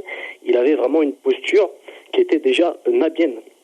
Et il disait, avec son comparse Dieudonné, qu'entre Bush et Ben Laden, c'était tout de suite, ils avaient beaucoup plus de respect pour la figure de Ben Laden. Et moi, ce que je comprends pas, c'est que tout d'un coup, il y a eu un changement. Alors, est-ce que ce changement, il a été, vous voulez comprendre l'origine du changement, c'est bien ça. C'est-à-dire que, excusez-moi, c'est-à-dire qu'en fait, Soral a très bien compris l'idéologie d'Oussama Ben Laden et de ceux qui se revendiquent de cette espèce de salafisme, comme il veut le dire, qui en fait leur but c'est de recréer un califat. Et comme Soral, lui, défend un universalisme français, alors qu'il paradoxalement dans son livre, des fois il est pro-universaliste français, et des fois il le combat d'une autre manière. Donc là il y a une espèce de paradoxe qu'il faudrait qu'il nous explique. Eh bien, par exemple, il défend le régime de Bachar al-Assad parce qu'il est laïque. Et d'un moment donné, lorsqu'il est en France, dans son combat français, il combat la laïcité. Ça veut dire qu'il combat la laïcité il combat la laïcité en France, mais la laïcité pour les Arabes, elle est bonne. Donc c'est exactement la même... D'accord. Eh bien, je vous remercie, il va vous répondre là-dessus, Monsieur Soral. Vous êtes toujours en train de projeter votre dualisme primaire sur mes analyses qui sont plus complexes. J'ai été très impressionné par le 11 septembre. Le monsieur qui vient d'appeler est Issam Etihia, donc auteur du livre de l'idéologie islamique française. Mais tout le monde est binaire pour M. Soral, sauf M. Soral. Donc j'ai été très admiratif de Oussama Ben Laden le lendemain du 11 septembre, parce que j'ai été très impressionné, c'était fait pour ça. Et puis avec le recul et l'analyse, je me suis rendu compte que c'était plus ambigu, plus complexe. Donc mon évolution sur le personnage d'Oussama Ben Laden est liée à un recul et à une analyse. Justement, je ne suis pas essentialiste. C'est que, effectivement, il s'est passé 10 ans entre ce que je dis aujourd'hui et ce que je disais le lendemain du 11 septembre. Et j'ai eu 10 ans pour voir les ambiguïtés, effectivement, d'Al-Qaïda, etc., etc. Donc mon changement vient du fait que j'ai plus de recul pour réfléchir. De même que j'ai été communiste, et puis aujourd'hui, je ne le suis beaucoup moins. Parce qu'entre-temps, il y a 70 ans d'expérience de l'URSS, et qu'aujourd'hui, prétendre que Staline, c'était le bonheur des peuples, il faudrait être malhonnête. Donc, et pourtant, à un moment donné, effectivement, j'ai collé à l'idéologie communiste, et parce que je manquais de recul, et ça sert à ça le recul. Deuxième chose, je ne défends pas le régime de Bachar el-Assad au nom de la laïcité, vous n'avez rien compris. Je dis que si jamais ce régime qui correspond à un consensus multiconfessionnel de la Syrie, ce régime tombe, ça va être une catastrophe pour le peuple syrien, bien pire que leur situation actuelle. Donc c'est au nom d'un certain relativisme et d'un certain réalisme politique. Vous voulez donc dire aux Syriens ce qui est mieux pour eux, en fait. Malawite au nom de la laïcité. Je dis que compte tenu de la complexité de la situation syrienne, qui s'explique d'ailleurs par l'histoire de la colonisation, française et anglaise, aujourd'hui le régime de Bachar el-Assad pour le peuple syrien est un moindre mal, et tous les Syriens honnêtes qui vivent en Syrie savent que si jamais le régime tombe, ça va correspondre à ce qui se passe en Irak depuis des années, ou ce qui se passe en Libye depuis un an. Mais il y a une grande différence entre la Syrie et l'Irak, c'est qu'en Syrie, il y a objectivement une large couche de la population qui se soulève. Mais moi, je voudrais un peu rebondir là-dessus pour pouvoir aussi placer ce que j'ai à dire. C'est qu'effectivement, pas mal d'auditeurs appellent et relèvent des contradictions chez M. Soral. On a pu entendre plusieurs fois, j'aime vos thèses, mais sur ça, je trouve que ça ne va pas. Et pour moi, effectivement, il y a pour moi une cohérence entre les contradictions dans le livre d'Alain Soral et le fait qu'il ait des conclusions qui puissent paraître a priori comme étant contraires à ces thèses, mais pour moi, elles sont dans la continuité. Pourquoi ? Parce que sa sociologie du réseau, sa sociologie de la domination est une sociologie qui met en avant certaines forces plutôt que d'autres, parfois confond cause et effet, insiste très fort sur la franc-maçonnerie et essentialise les questions. Et parmi les contradictions, d'ailleurs, il y a...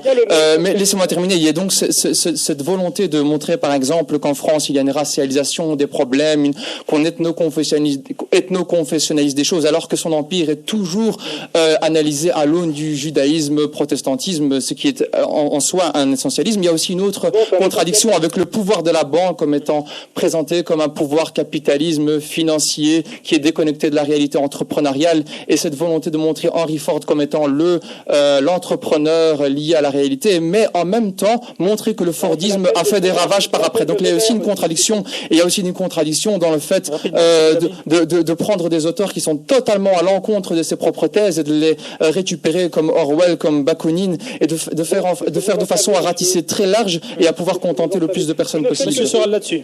Allez-y. Non mais d'accord, mais là, ce petit monsieur qui a un CV, à mon avis, court comme mon petit doigt, et qui sent l'adolescent... On sent Merci Maudine dans votre corps. Non, mais c'est le premier de la classe universitaire, ça m'emmerde. Moi, j'ai 53 ans et j'ai un gros vécu. C'est le cadet de mes soucis. Débitage de trucs qui démontrent ce qu'il dit par un livre qui viendrait contrer le mien, point par point, que j'usurpe la parole d'Orwell, il faudrait qu'il me le démontre, que j'usurpe la parole de Bakounine, il faudrait qu'il me le démontre, puisque moi, je prends les citations des auteurs, et j'ai étudié leur vie et leur long parcours, qui est un parcours complexe. Orwell, il a compris des choses, parce qu'il a été clochard à Paris, parce qu'il a cru participer à la guerre d'Espagne et qu'il a vu que c'était plus compliqué sur le terrain que ce qu'il croyait, avec ce côté binaire du progrès et de la réaction. Et moi, excusez-moi, mais les gamins qui ont encore du lait derrière les oreilles et qui sont de purs universitaires, de purs produits d'ailleurs de l'Occident, laïcard, qui se prétendent musulmans, mais tout leur corpus, je veux dire toute leur épistémologie est laïcarde franc-maçonne, ça me fait doucement rigoler. Voilà. Vous avez une attitude universitaire à vous réfugier dans votre tour d'ivoire, à considérer que n'importe quel d'ailleurs, à travers un processus qui s'appelle le néo-capitalisme financier, et j'aimerais bien qu'il me démontre que cette démonstration est fausse. Voilà. Et notamment, je démontre que c'est vrai parce que c'est théoriquement correctement articulé, et que c'est historiquement vérifié, et que ça se vérifie terriblement aujourd'hui. J'aimerais qu'on vienne à la réalité d'aujourd'hui. Qu'est-ce qui se passe en ce moment en Grèce? Qu'est-ce qui se passe au niveau des élections françaises en ce moment? Qu'est-ce qui se passe au niveau de l'éclatement programmé de la Belgique? Qu'est-ce qui se passe au niveau des conflits ethnico-religieux artificiellement poussés? Qu'est-ce qui se passe au niveau de la récupération par les forces sionistes d'une certaine extrême droite racialiste, notamment belge et hollandaise? Parlons un peu de la réalité plutôt que d'essayer de m'attaquer systématiquement, qui sont des petits combats d'arrière-garde dont d'ailleurs je ne comprends pas très bien l'objet. Voilà. Je sais pas pourquoi. Monsieur Soral, je peux vous poser une question. J'ai comme l'impression, en fait, détrompez-moi si je vais dans une mauvaise direction, j'ai comme l'impression, moi je n'ai pas vu de contradiction, j'ai plus vu, on va dire, une évolution de votre pensée et une évolution assez intéressante en fait. Donc j'ai pu percevoir dans mon analyse plutôt une évolution de votre pensée. Ne pensez-vous pas finalement que vous êtes en train d'aller vers une certaine vision mystique de ce qui est en train de se passer? C'est-à-dire que je ressens un peu que vous êtes en train d'aller vers des analyses qui transcendent un tout petit peu, on va dire, cette vision, comment dirais-je, cette vision un peu horizontale des choses pour faire intervenir des dimensions verticales. Est-ce que je me trompe? Vous avez parfaitement raison, et je suis content que vous ayez lu mon livre correctement plutôt que... Parce que je n'aime pas les combats de destruction systématique. Voilà, je fais un travail qui est difficile, je prends des coups de partout, et je défends un point de vue. Il faut bien le comprendre, je ne prétends pas parler au nom de l'universel. Il n'y a que Dieu qui peut parler au nom de l'universel. Et je n'aime pas que des petits merdeux, en s'appuyant sur des concepts, prétendent eux parler au nom de l'universel, alors qu'ils ne font que descendre un point de vue, que moi, leur point de vue, je l'identifie en 5 minutes. Hein, voilà. Donc moi, effectivement... Vous êtes croyant, monsieur Soral? Je suis un ancien marxiste, j'ai toujours été patriote, parce que le peuple d'ailleurs est patriote, et j'en ai pas honte, et effectivement, je tends dans une période ce que j'appelle de fin des temps, où des choses sont en train de se passer, qui sont, je dirais, la résultante de lents processus qui sont en train de s'accélérer et de monter en température, et je me rends compte que finalement convergent des analyses matérialistes et des analyses spiritualistes quand je vois ce que disent notamment les 3 religions abrahamiques, qui sont le judaïsme, le catholicisme et l'islam, sur ce qu'on appelle la fin des temps, qui pour moi en tant que laïc serait la fin d'un cycle. Et je vois que les analyses convergent, et je suis très touché, je dirais, même si je ne peux pas le justifier rationnellement, par le fait que ce que j'ai déduit, moi, par l'outil rationnel, correspond totalement à ce que écrit le cheikh Imran Hossein. Et donc, effectivement, je suis de ce point de vue-là un mystique, ce qui ne veut d'ailleurs pas dire un religieux. Je ne veux pas devenir mystique parce que l'époque est mystique. Oui, voilà. Alors, Monsieur Soral, un dernier auditeur sur cette question-là. Bonjour, salam alaikum. Wa alaikum salam. Oui, rapidement. Nous pouvons encore constater que Val n'a aucune méthode et est extrêmement mal informé. Par exemple, pour le Libye, il affirme qu'Al-Qaïda a été mis au pouvoir. Mais monsieur Soral, Al-Qaïda elle-même, les leaders d'Al-Qaïda ont dénoncé l'alliance avec l'OTAN et ont expliqué qu'il ne fallait pas se mettre derrière sous une autre forme d'oppression, alors que les résistants venaient de se libérer de l'oppression de Kadhafi que vous soutenez. Ensuite, Monsieur Soral, les seuls résistants aujourd'hui sont les résistants sunnites. Quant à vous, vous êtes une victime de la propagande de gauche, d'extrême gauche et chiite. Bien sûr, je suis d'extrême gauche maintenant. Ça va faire plaisir à vous êtes encore victime de vos anciens modes de raisonnement communistes, ce qui fait que vous êtes une victime de l'Iran, du Hezbollah et de leurs alliés. Ensuite, Monsieur Soral.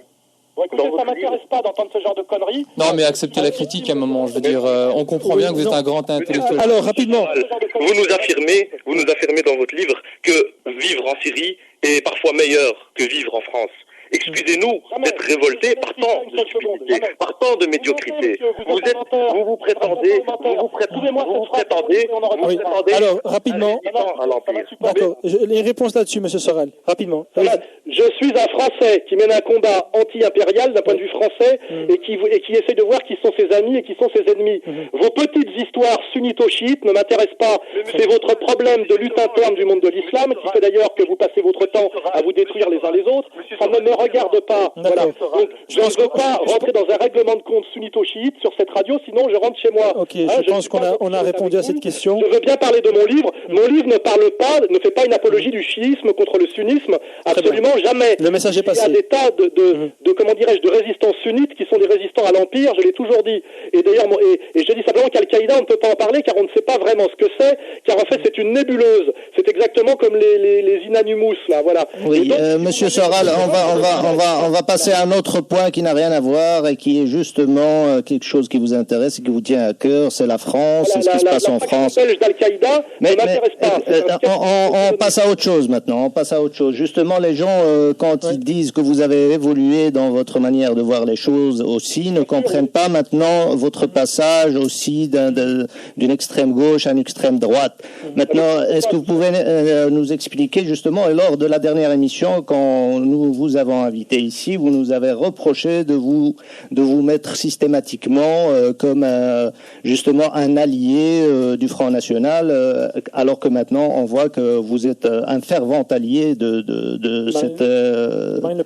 Marine Le Pen, bien sûr. Alors, déjà, je ne crois pas à ces divisions extrême gauche, extrême droite. Ce sont des divisions produites essentiellement par nos dominants pour diviser les forces de résistance et les opposer les unes aux autres au lieu de les faire s'allier. En réalité, je ne valide pas ces catégories. D'ailleurs, je ne sais pas au nom de quoi on peut les valider. Il faudrait se poser la question. Je pense que quand on se sert des catégories de l'adversaire pour fonctionner, on est déjà vaincu d'avance. Il faut déjà remettre en question ces outils. Voilà. Donc je suis quelqu'un qui vient plutôt du marxisme, et qui a été membre pendant 7 ans du Parti communiste français, je peux exhiber mes cartes, et qui est venu petit à petit au néo-nationalisme, comme l'a fait Georges Marchais d'ailleurs lui-même, au moment du discours de Montigny-les-Cormeilles.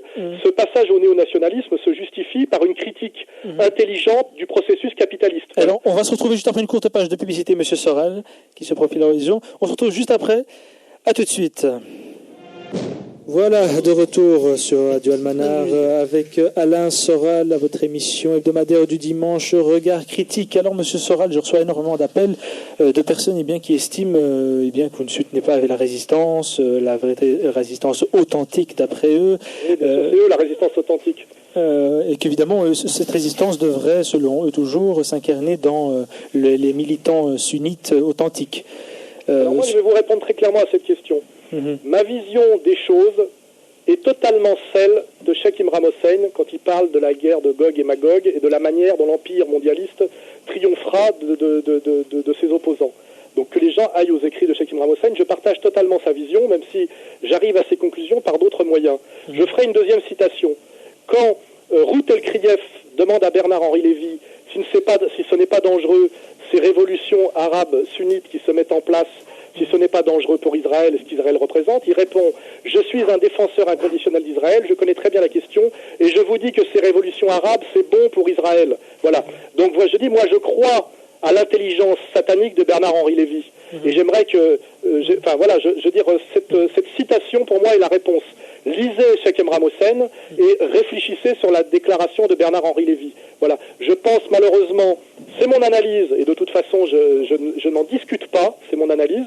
Je pense que certains sunnites extrémistes sont en train de tomber dans un piège qui correspond d'ailleurs à ce qui est écrit sur notamment le combat de la fin des temps, et que la domination impériale, mondialiste, totalitaire du Dajjal passe quelque part par eux et leurs errances. C'est ce qui est écrit sur ce qui va se passer à la fin des temps. Moi, je suis pour une alliance de certains musulmans avec certains chrétiens catholiques, car il est bien écrit qu'à la fin des temps, nous ne pourrons vaincre le Dajjal, le diable, que si les armées de Issa, de Jésus, se joignent aux armées du Mahdi. Voilà, c'est ma vision des choses, c'est ma vision à moi qui est une vision politique et géopolitique, et elle rejoint une certaine vision religieuse qui est dans l'Apocalypse de Jean, qui est dans les écrits prophétiques musulmans commentés par le Cheikh Imran Hossein et d'autres, et qui est aussi inversement dans les écrits prophétiques ce que j'appelle talmudo-sionistes, à travers l'idée de l'Armageddon et de la venue du nouveau Messie qui pour nous est l'Antéchrist. C'est très intéressant, et moi à la limite je n'en discute pas. Oui, mais moi j'aimerais par contre en discuter, et d'ailleurs votre dernière intervention montre bien votre faculté tout à fait incroyable à pouvoir mélanger tous les domaines et toutes les questions spécifiques. On a une sociologie, politologie, talmudique avec quelques références théologiques qui effectivement ont le don de brouiller les cartes. Et donc moi je répète et j'ose le redire que effectivement lorsque on a une sociologie réticulaire aussi vide et avec toujours insisté sur les mêmes réseaux de pouvoir. Allez sur le fond, Monsieur Boudabi. Eh bien effectivement sur le fond on en vient à soutenir par exemple, vous dites que les opposants sérieux à la démocratie moderne, c'est Charles Maurras, c'est l'ordre noir de la SS cher à Heinrich Miller, c'est la République islamique d'Iran. Et donc lorsqu'on a cette vision de la résistance du passé, effectivement qu'aujourd'hui on se rangera du côté de Poutine, de Bachar, dire que Marine Le Pen est une alternative politique crédible. Et en se faisant, en prenant comme allié de tels personnages, effectivement on en vient par exemple à la fin de votre livre en égrénant pour vous les problèmes mondiaux d'aujourd'hui. Vous avez par exemple le complot du réchauffement climatique. Vous considérez que c'est un complot, que le CO2 n'a pas entraîné, le CO2 anthropique n'a pas généré de réchauffement climatique, que l'OMS est une entité supranationale qui a voulu un peu empoisonner le monde entier par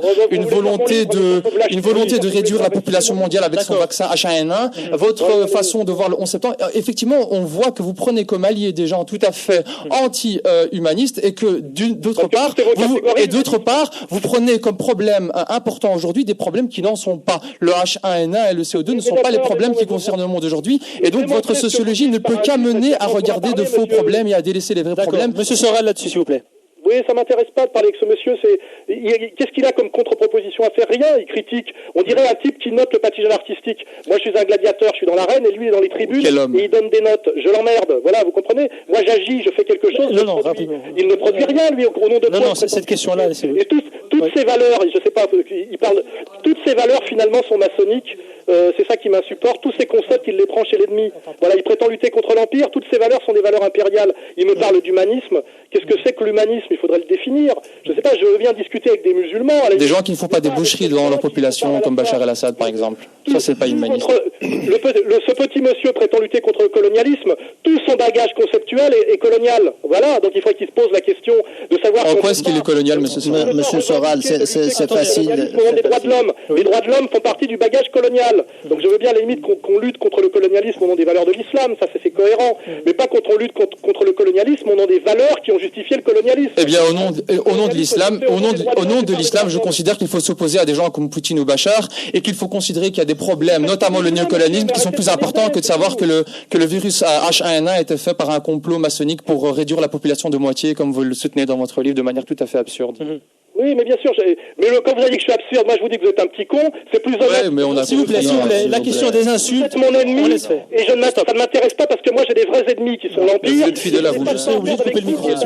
Voilà, vous comprenez? Je n'ai pas de temps à perdre avec vous. Vous ne serez pas mon ennemi, vous ne m'intéressez pas. J'ai des vrais ennemis puissants. Mais ne vous excitez pas, alors. Je n'ai pas de temps à perdre à être votre ennemi parce que ça vous flatte narcissiquement. Vous n'existez pas. Et vous n'existez pas ontologiquement, et vous n'existez pas comme ennemi pour moi. Donc n'essayez pas de me pousser à être votre ennemi et à combattre contre vous. Je n'ai pas de combat à mener contre vous. Pour moi, vous n'existez pas, et vous n'êtes pas mon ennemi. C'est ça que vous n'arrivez pas à comprendre. Vous essayez de m'obliger à tomber dans des combats périphériques et déviés. D'accord, on va sortir de cette polémique stérile. Il y a des vrais combats à mener. Moi, Thierry Messon et d'autres. La question suivante portera sur la question. Vous énervez beaucoup contre quelqu'un qui n'existe pas. Monsieur Boudami, s'il vous plaît, je vais devoir vous censurer si ça continue. Mais censurez M. Soral, alors il ne laisse pas la parole aux autres. Alors, la question, s'il vous plaît, M. Soral, du sionisme. Si vous voulez, on arrête l'émission, je vous emmerde. C'est dimanche après-midi, je veux bien me reposer, je suis chez moi. Mais faites ce que bon vous semble, M. Soral. Qui écoute cette radio. Mais vous m'emmerdez, vous ne m'intéressez pas, et vous n'êtes pas en train de critiquer mon livre. Vous me tenez un combat à mort contre moi, et je vous dis, ce combat ne m'intéresse pas. Pour moi, c'est déjà une stratégie impériale. Monsieur Soral, je vais vous proposer une question. Vous ne m'intéressez pas. Je mène des vrais combats, et vous n'êtes pas... Monsieur Soral, une question. J'ai une question à vous poser, la question du sionisme. Ça, c'est une vraie question. Voilà, on va essayer de l'aborder. Alors évidemment, ces personnes qui vous critiquent vont se retrouver avec vous dans ces manifestations contre Israël et contre le sionisme en général, donc clairement des gens pro-palestiniens. Mais selon vous, le sionisme a certaines origines qui seraient en dehors des luttes anticoloniales. Bien sûr, oui. Oui, évidemment, oui. De réduire, comment dirais-je, l'histoire du sionisme et le processus effectivement de colonisation de la Palestine historique à une simple histoire coloniale est un mensonge, car derrière il y a une religion qui s'appelle l'Ancien Testament, il y a le projet biblique l'année prochaine à Jérusalem, la notion de terre promise pour le peuple élu, et si on élude toute cette dimension effectivement religieuse et très essentialiste, pour reprendre un concept que notre camarade aime bien, eh ben on passe à côté d'une partie de la réalité des choses.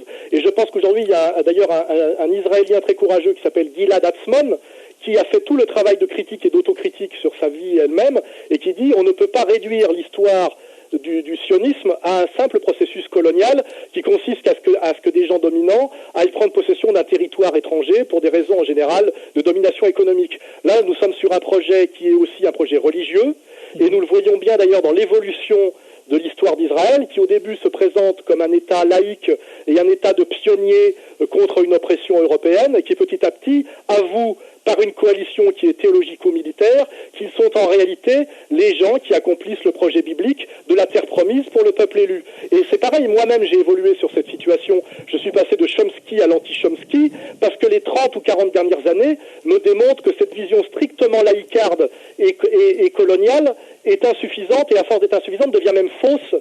Et moi je le dis, je lutte contre le sionisme en tant que Français, et je lutte notamment sur la domination sioniste de la France, qui s'appelle le dîner du CRIF, et sur les effets pervers qu'ont le sionisme sur les pays européens.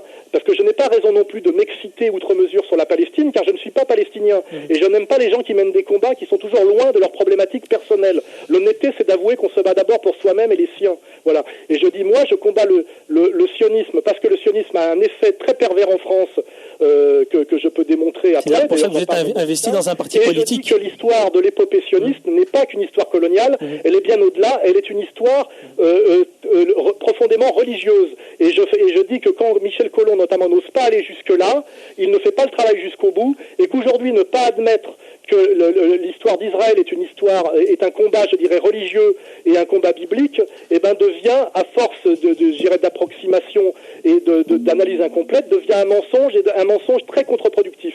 C'est ça que je dis aujourd'hui, et c'est ça ma seule fâcherie avec la bande de Michel Colomb. Monsieur Soral, je peux poser une question qu'ils produisent, et je les reproduis sur l'Afrique centrale, etc., et je diffuse tout leur matériel critique. Monsieur Soral, petite question. En fait, vous avez parlé de la thèse de Walt et Mearsheimer dans votre ouvrage, et on voit aujourd'hui que même des gens comme Marine Le Pen, on va dire, envoient des émissaires pour essayer un tout petit peu de se rapprocher de ce lobby sioniste, pour essayer un tant soit peu de devenir un peu plus crédible sur la scène politique. Ne pensez-vous pas que le sionisme, par définition, je veux dire, en essayant de faire en sorte que le problème israélien, on va dire, devienne un problème mondial, comme par exemple sur le dossier iranien, les Israéliens font semblant que ce problème est un problème qui est mondial et non pas un problème qui touche seulement Israël, à force un peu de tirer sur la corde, les populations en Europe et aux États-Unis vont se rendre compte, en fait, qu'à un moment donné, la défense de cet État, coûte extrêmement cher. Quelle va être l'évolution des choses selon vous par rapport justement à ce sionisme qui tire sur cette corde à un point où elle pourrait se briser? Comment voyez-vous les choses pour l'avenir? Eh ben, vous rejoignez exactement mon analyse. Je suis content d'ailleurs qu'à chaque fois avec vous, le débat peut se passer de façon à peu près sérieuse. Mais le débat peut toujours se faire avec quelqu'un qui est d'accord avec vous. C'est idiot ce que vous dites. Oui, non mais taisez-vous, laissez-moi parler s'il vous plaît. Ce que je fais remarquer, c'est comment... Non mais vous aimez les gens qui sont d'accord avec vous, alors effectivement, là, évidemment que le débat peut se faire alors. Voilà.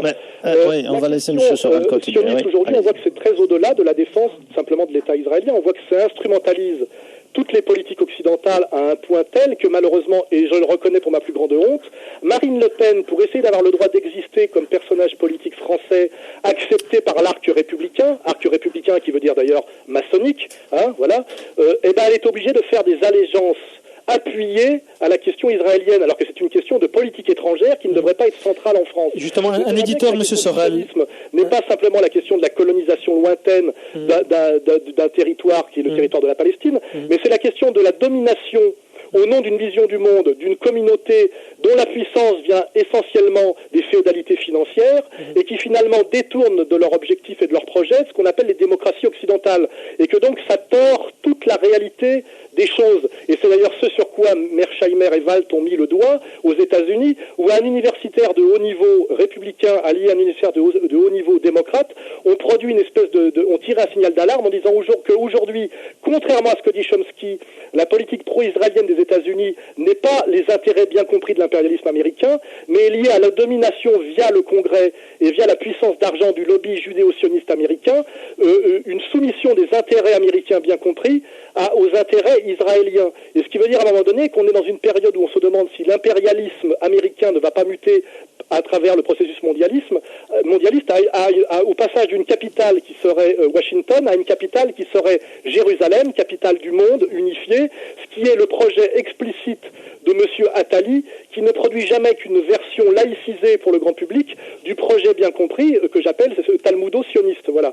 Et je pense que là-dessus, vous avez à peu près compris mon analyse, elle est risquée, et je dis voilà, la question du sionisme va bien au-delà de la question israélo-palestinienne, et c'est pour ça qu'elle m'intéresse profondément, car comme je le dis à chaque fois, elle touche mon problème à moi de citoyen français dans ma liberté et dans ma possibilité alors justement, un citoyen français, un citoyen français vivant ici en Belgique est en ligne. Bonjour. Oui, bonjour monsieur Sorel. Voilà, je suis très content de vous avoir en ligne. Moi, ce que je voulais vous demander, donc je suis français, ça fait longtemps que je vis en Belgique. J'ai décidé de ne pas aller voter parce que j'étais pas du tout d'accord avec la politique en France. Aucun des candidats m'intéressait, peut-être à part Dupont-Aignan. Mais c'est vrai que quand vous parliez de Marine Le Pen, c'est vrai que bon, c'est quand même l'extrême droite. Si j'aurais pu aller voter, peut-être que je l'aurais fait, je ne sais pas. Mais ma question c'était, pensez-vous qui serait en fait pour être passé, être candidat en fait? D'accord. Voilà, la question est posée. Moi, j'ai répondu 20 fois à cette question.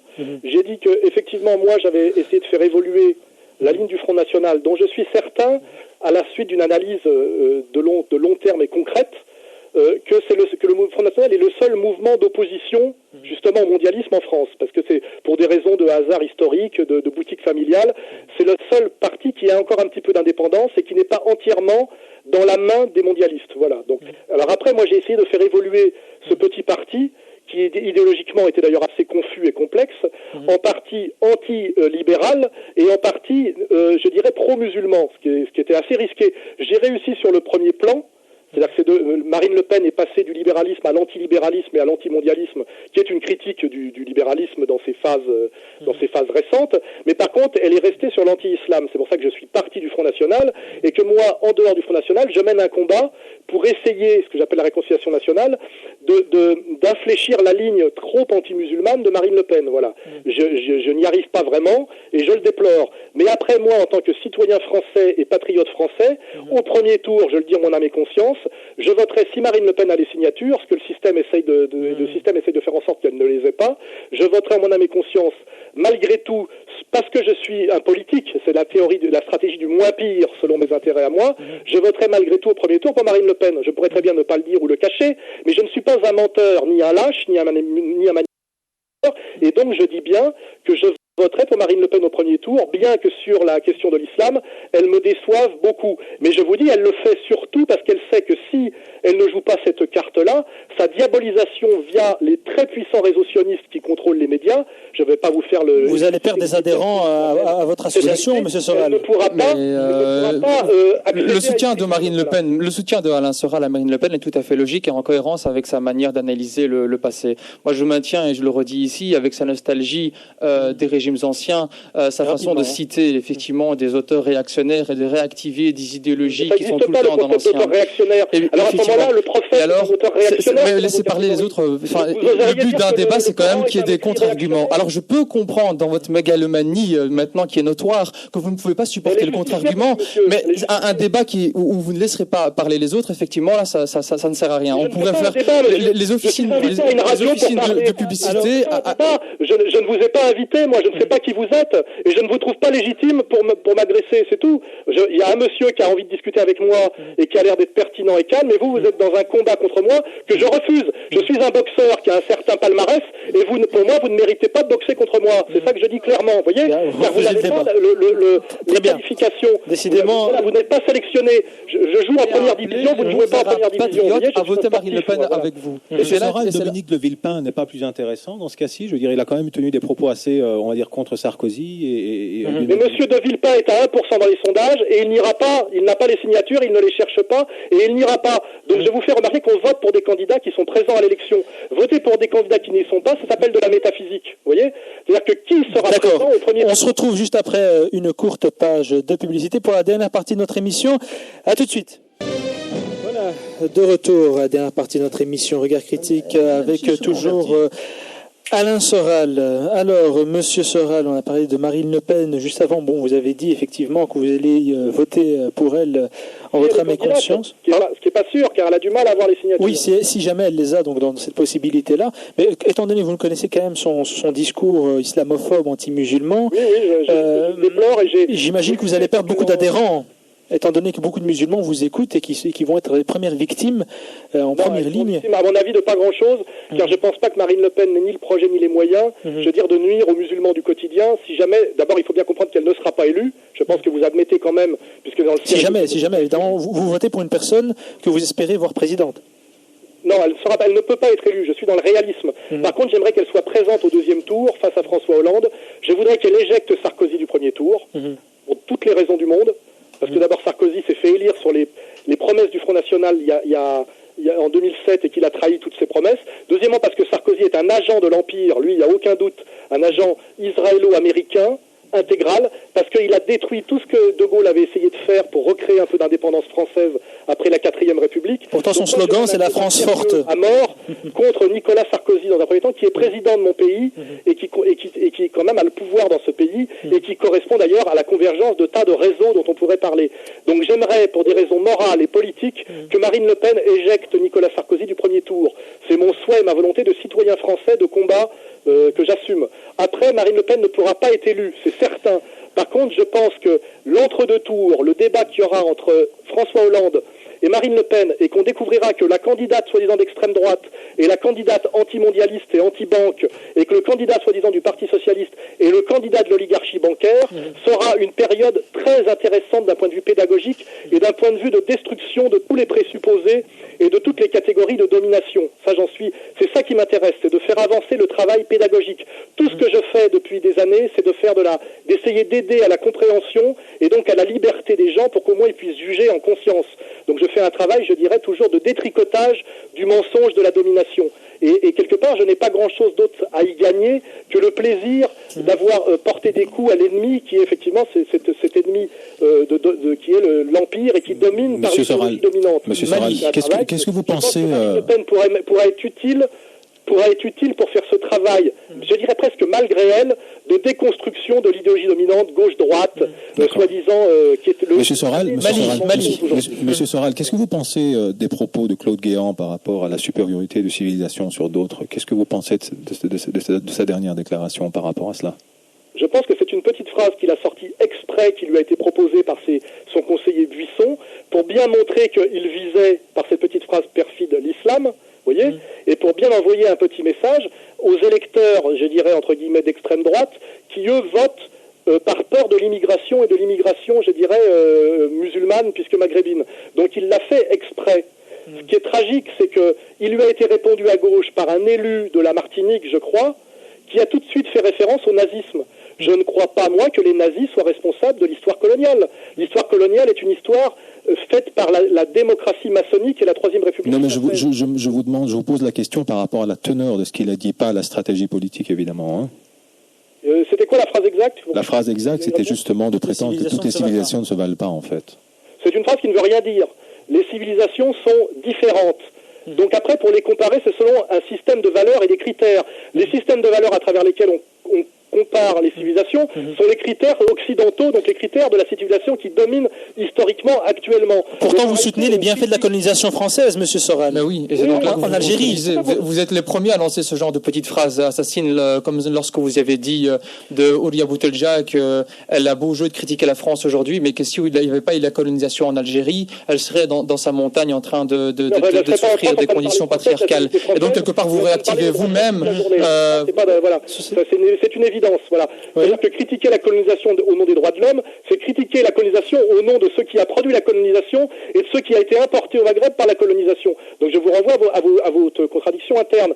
Mais donc là, je répondais, de toute façon, vous n'avez fait qu'abonder dans mon sens, que quand on dit que les civilisations ne se valent pas, on compare civilisation non pas au nom de quelque chose qui serait au-dessus de toutes les civilisations qui ne pourrait être que Dieu, ou peut-être les Martiens qui auraient des centaines de millions d'années d'avance sur nous, mais on compare ces civilisations horizontalement au nom des valeurs d'une civilisation.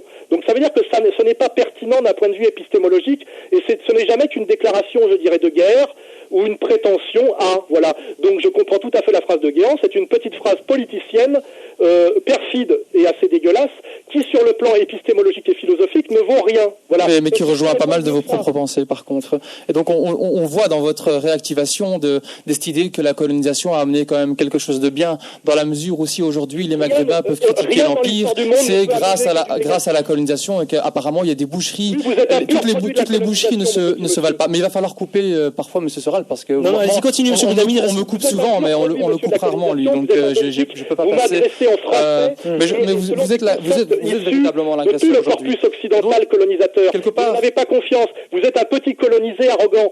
À la limite, émancipez-vous de la colonisation totalement, monsieur. Vous voyez, là, pour l'instant, pour moi, vous êtes qu'un premier de la classe de la colonisation qui se retourne contre son maître, mais simplement en utilisant tous les outils. Et on sait très bien ce que ça a donné historiquement, tout ça.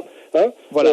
Donc vous avez au moins 30 ou 40 ans de retard dans votre combat. Dans le fait de vouloir à la fois activer des réflexions et des façons de penser coloniales, mais à la fois dans cette façon de vouloir les éluder, c'est-à-dire de les faire disparaître des questions qui fâchent et des questions de l'Empire, M. Soral peut jouer des doubles jeux et peut ainsi brouiller les cartes et essayer d'avoir des solidarités qui se créent, même parmi des couches de population qui ont subi cet élan néocolonial et qui aujourd'hui subissent les relations postcoloniales qui sont héritées de représentations qui sont aussi bien dans l'Ancien Régime que sous la Troisième République qu'aujourd'hui. Et donc dans cette façon de soutenir Marine Le Pen en disant mais elle parle contre l'islam, c'est pas bien, dans cette façon de soutenir M. de Gaulle, qui M. de Gaulle était un islamophobe de façon évidente, ça permet à la fois de soutenir et à la fois de dire que lui n'est pas anti-islam, alors que M. Soral, je le redis ici, met toujours en avant cet arabe patriote avec qui il voudrait tendre la main, évidemment la main qui donne...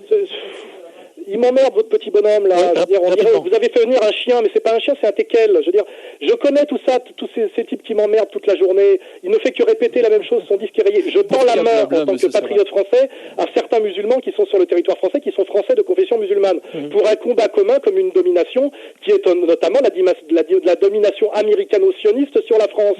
Le reste, à la limite, ne m'intéresse pas, et sur le reste, je suis transparent. Je ne suis insoumis à rien d'autre qu'à ce qui est mon intérêt objectif bien compris. Que petit monsieur comprenne que je m'assume en tant que Français qui défend ses intérêts de petit bourgeois français bien compris. Ce qui est mon présupposé chez moi, il pense le dénoncer. C'est un imbécile. Ce qu'il dénonce, je le revendique. D'accord, très bien. Alors, mon intérêt de petit bourgeois français bien compris.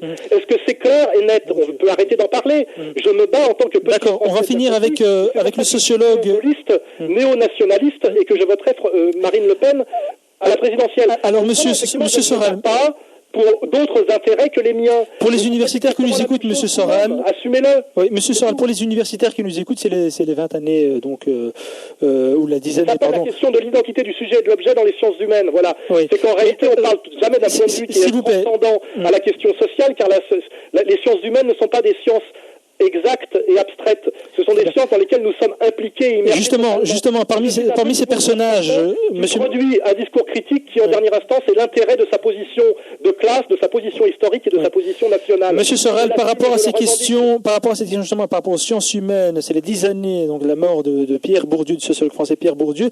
Vous avez une critique par rapport à lui, étant donné qu'il est énormément lu dans les milieux universitaires et que l'université. Je viens de la produire, cette critique. Pierre Bourdieu est un néo-comtien. Il se réclame du positivisme d'Auguste Comte, qui prétend que les sciences humaines, la sociologie est une science exacte, et que le sociologue peut s'extraire totalement de ses présupposés historiques, civilisationnels et de classe pour avoir une vision objective et extérieure, dans la mesure où il emploierait des outils qui seraient des outils transparents et parfaitement rationnels et scientifiques, qu'on appelle la sociologie quantitative, qualitative, etc. Je pense que M. Bourdieu est un imbécile et d'une certaine manière un escroc, et moi je revendique d'une certaine sociologie, notamment de Georg Lukács, qui refuse d'admettre, parce que c'est une naïveté et une escroquerie, que les sciences humaines soient des sciences exactes, et qui admet que le sujet pensant, le sociologue, est immergé dans son histoire, sa civilisation et son origine de classe, et qui doit absolument en prendre conscience pour produire de la sociologie. Et que cette sociologie est toujours topique, c'est-à-dire elle est une sociologie du point de vue. On parle de là où on est. Donc le petit emmerdeur, qui est un Belge issu de l'ancien empire colonial belge, et qui est en fait un islamo-droit de l'homiste, il faudrait bien identifier d'où il parle. Et il n'a pas fait ce travail. C'est votre pays qui a colonisé le mien, monsieur Soral. C'est-à-dire que j'ai décortiqué entièrement de quoi je suis Non, mais sur Bourdieu, tout est faux. Ce qu'on appelle l'idiosyncrasie. Et c'est pour ça que je pense que tous les sociologues bourdieusiens sont des crétins et des naïfs, et que je m'oppose totalement. Et que vous êtes le seul gladiateur en mesure de montrer. Alors, monsieur Boudami, là-dessus, sur Bourdieu, rapidement. Avant Bourdieu, sur la question palestinienne. Il reste beaucoup de temps. Mais parce que j'ai pas pu répondre dessus. Passez à Bourdieu. La question coloniale, on voit bien ce projet, effectivement. Mais sur Bourdieu, évidemment, a été justement le sociologue. Et pourquoi a-t-il dérangé le Collège de France quand il a été élu au Collège de France? Alors, à sa première leçon, et 12e échelon avec Monsieur Soral, il était au sommet de la hiérarchie de l'État. C'est un sociologue d'État intégral. Il a été payé par l'État français toute sa vie. Sa première leçon au Collège de France, lorsqu'il a été élu, s'appelle Leçon sur la leçon, dans laquelle il explique justement que le sociologue est pris dans un jeu de pouvoir de force, dans un champ, et qu'il a été justement un des pionniers de la sociologie de la connaissance pour montrer effectivement que l'objet, le sujet qui étudie lui-même est pris dans des contradictions et des rapports de force. Il a croisé justement la sociologie avec la sociologie de la domination. C'est une de vos manipulations qui jalonne le bouquin. Oui, rapidement, c'est un imbécile, parce que ce que Bourdieu découvre à la fin de sa carrière, après avoir produit la sociologie vous êtes en fait un charlatan, parce que 80, ça a été produit par les sociologues marxistes au tournant du XXe siècle. Donc vous êtes un crétin, monsieur, voilà. Peut traiter de crétin, mais les faits sont têtus. Et donc, effectivement, moi j'invite les gens à lire le livre d'Alain Soral et à lire Bourdieu pour voir à quel point M. Soral est un charlatan. Il fait le jeu de l'extrême droite en voulant capter les voix de la rapatriée. Eh bien, je renvoie aux lectures, donc aux différentes lectures. Voilà, reste une minute. Lectures, c'est mieux. Voilà, je renvoie donc aux lectures de monsieur. Je ne vote pas en France, donc de toute façon, les gens à qui je parle à travers cette émission de radio, il n'y a aucun problème. Ils ne votent pas dans les élections françaises, et la question de Marine Le Pen n'est pas du tout leur problème. Eux, ils se posent la question de la position du citoyen belge dans la Belgique actuelle, quand il est de confession musulmane et issu de l'ancien empire colonial belge, qui n'est pas d'ailleurs l'empire colonial français, et il peut se poser la question en ce moment du processus mondialiste de destruction de la Nous n'avons plus le temps de continuer, monsieur Soral. Voilà. Et le reste, je ne vois pas pourquoi d'ailleurs ce petit monsieur projette sa bile sur la question française. Vous n'êtes pas citoyen français, monsieur, et que je sache, vos positions sur la France ne m'intéressent pas spécialement. Je ne donne pas, moi, de leçons sur la politique belge, je vous ferai remarquer. Très bien. Monsieur Soral, je vous remercie. Je renvoie donc les auditeurs et les personnes intéressées par vos propos à votre dernier livre, Comprendre l'Empire. Monsieur Soral, vous êtes président. Et à mon site internet, au site internet de mon association. Égalité et Réconciliation. Je vous remercie. Y compris les choses de Monsieur Colomb, y compris les interventions de Très bien. On se retrouve la semaine prochaine, chers auditeurs, même jour, même heure. Wassalamu alaikum wa rahmatullah.